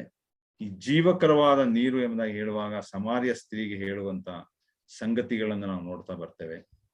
ನಾನೇ ಆ ಜೀವವುಳ್ಳ ನೀರಾಗಿದ್ದೇನೆ, ಒಂದು ಸಲ ಈ ನೀರನ್ನು ಕುಡಿದವನಿನ ಎಂದಿಗೂ ಕೂಡ ಆತನಿಗೆ ನೀರಡಿಕೆ ಆಗುವುದಿಲ್ಲ. ಯೆಶಾಯನ ಗ್ರಂಥ 55ನೇ ಅಧ್ಯಾಯದಲ್ಲಿ ನೋಡ್ತೇವೆ, ಯೋಹಾನ್ ಸುವಾರ್ತೆ 8ನೇ ಅಧ್ಯಾಯದಲ್ಲಿ ನಾವು ನೋಡ್ತೇವೆ, ಎಲೈ ಬಾಯಾರಿದ ಸಕಲ ಜನರೇ ನೀವು ನನ್ನ ಬಳಿಗೆ ಬನ್ರಿ, ನಿಮಗೆ ಆ ಜೀವಕರವಾದ ನೀರನ್ನ ಕೊಡ್ತೇನೆ, ಅದನ್ನು ಕುಡಿಯಿರಿ, ನಿಮ್ಮ ಹೊಟ್ಟೆಯೊಳಗಿಂದ ಒಳೆಗಳು ಅದು ಅರಿಯುವಂತದ್ದಾಗಿರ್ತದೆ ಎಂಬುದಾಗಿರುವಂತ ಆತ್ಮಿಕವಾದಂತಹ ಸತ್ಯತೆಗಳು. ಯೋಹಾನ 7ನೇ ಅಧ್ಯಾಯ 8ನೇ ಅಧ್ಯಾಯ ಅಲ್ಲ 7ನೇ ಅಧ್ಯಾಯ 37 ಮತ್ತು 38. ಕಡೆಯದಾಗಿ ಪ್ರಕಟಣೆ 22ನೇ ಅಧ್ಯಾಯ 17ನೇ ವರ್ಷದಲ್ಲಿ ನಾವು ನೋಡ್ತೇವೆ, ಬಾಯಾರಿದವನು ನನ್ನ ಬಳಿಗೆ ಬರಲಿ, ನೀರಡಿಕೆಯಾದವನು ನನ್ನ ಬಳಿಗೆ ಬರಲಿ, ನಿತ್ಯವಾದಂತ ನಿತ್ಯ ಜೀವವುಳ್ಳಂತ ನೀರನ್ನು ನಿಮಗೆ ನಾನು ಕೊಡ್ತೇನೆ ಎಂಬುದಾಗಿರುವಂತಹ ಸತ್ಯತೆ, ವಿಶೇಷವಾದಂತಹ ಸಂಗತಿ. ಅನ್ಯ ಜನಗಳಾದ ನಮಗೆ ಆ ಸಮಾರ್ಯ ಸ್ತ್ರೀ ಎಂಬುದಾಗಿ ಹೇಳುವಾಗ ಅನ್ಯ ಜನಗಳ ಸಮೂಹವನ್ನು ಸೂಚಿಸುವಂತ ಒಂದು ವಿಷಯ. ಒಂದು ವೇಳೆ ಯಹೂದ್ಯರಿಗೂ ಕೂಡ ತಿಳಿಸಿದಂತಹ ಸತ್ಯತೆ. ನಿಕೋದೇಮನು ಯಹೂದ್ಯನಾಗಿದ್ದ. ಯೇಸು ಸ್ವಾಮಿ ಬಳಿಗೆ ಬರುವಾಗ ನಿಕೋದೇಮನಿಗೆ ಕರ್ತನಾದ ಯೇಸು ಕ್ರಿಸ್ತನ ಆಳವಾದಂತ ಸತ್ಯತೆಗಳನ್ನ ತಿಳಿಸ್ಲಿಲ್ಲ. ಆದ್ರೆ ಸಮಾರ್ಯದ ಸ್ತ್ರೀಗೆ ಆಳವಾದಂತ ಸತ್ಯತೆಗಳನ್ನ ತಿಳಿಸ್ತಾನೆ. ನಿಕೋದೇಮನಿಗೆ ಆತ್ಮನ ಸಂಗತಿಯನ್ನ ತಿಳಿಸ್ತಾನೆ, ಆದ್ರೆ ಸಮಾರ್ಯದ ಸ್ತ್ರೀ ಆ ಆತ್ಮನನ್ನ ಸ್ವೀಕರಿಸ್ತಾನೆ. ಆ ಅನ್ಯ ಜನಗಳಾದ ನಮಗೆ ಆ ಸತ್ಯತೆಗಳನ್ನ ತಿಳಿಸಿದ್ದಾನೆ. ಇವತ್ತು ನಮ್ಮ ಮುಖಾಂತರ ಈ ಸಭೆಯನ್ನ ಈ ಲೋಕದ ಮೇಲೆ ಸೃಷ್ಟಿ ಮಾಡಿ ದೇವರಿಟ್ಟಿದ್ದಾನೆ. ಆ ಜೀವಕರವಾದ ನೀರು ನನ್ನಲ್ಲಿ ನಿನ್ನಲ್ಲಿ ಇರುವಂತದ್ದಾಗಿದೆ, ಒಳೆಯಾಗಿ ಹರಿಯುವಂತದ್ದಾಗಿದೆ. ಇಲ್ಲ ನಾಶವಾಗುವಂತ ನೀರನ್ನೇ ಇಟ್ಟುಕೊಂಡಂತವರಾಗಿ ನಾವು ಮತ್ತೆ ಜೀವಿಸ್ತಾ ಇದ್ದೇವೆ. ಇವೆಲ್ಲ ಆತ್ಮಿಕ ಸತ್ಯತೆಗಳನ್ನ ಇದರಿಂದ ತಿಳ್ಕೊಳ್ಳಿಕ್ಕೆ ಸಾಧ್ಯ ಉಂಟಾಗ್ತದೆ. ಈಗ ಮುಂದಿನ ವಾರ ದೇವರ ಚಿತ್ತವಾದರೆ ಈ ಸಮುದ್ರ ಯಾವ ರೀತಿ ನಾಶವಾಯಿತು, ಹಡಗುಗಳು ಅನ್ನುವಂಥದ್ದೇನು, ಈ ಎಲ್ಲಾ ವಿಷಯಗಳನ್ನು ನೋಡೋಣ. ಆನಂತರ 3ನೇ ತೀರ್ಪು, 3ನೇ ತುತ್ತೂರಿ, ಹೀಗೆ ನಾವು ಒಂದೊಂದಾಗಿ ನೋಡ್ತಾ ಹೋಗುವಂತರಾಗಿರೋಣ. ನನ್ನ ಸಮಯ ದಾಟಿದೆ, ನಾನು ಇಲ್ಲಿಗೆ ನಿಲ್ಲಿಸುವಂತನಾಗಿರ್ತೇನೆ. ದೇವರು ಈ ವಾಕ್ಯಗಳನ್ನ ಆಶೀರ್ವದಿಸಲಿ.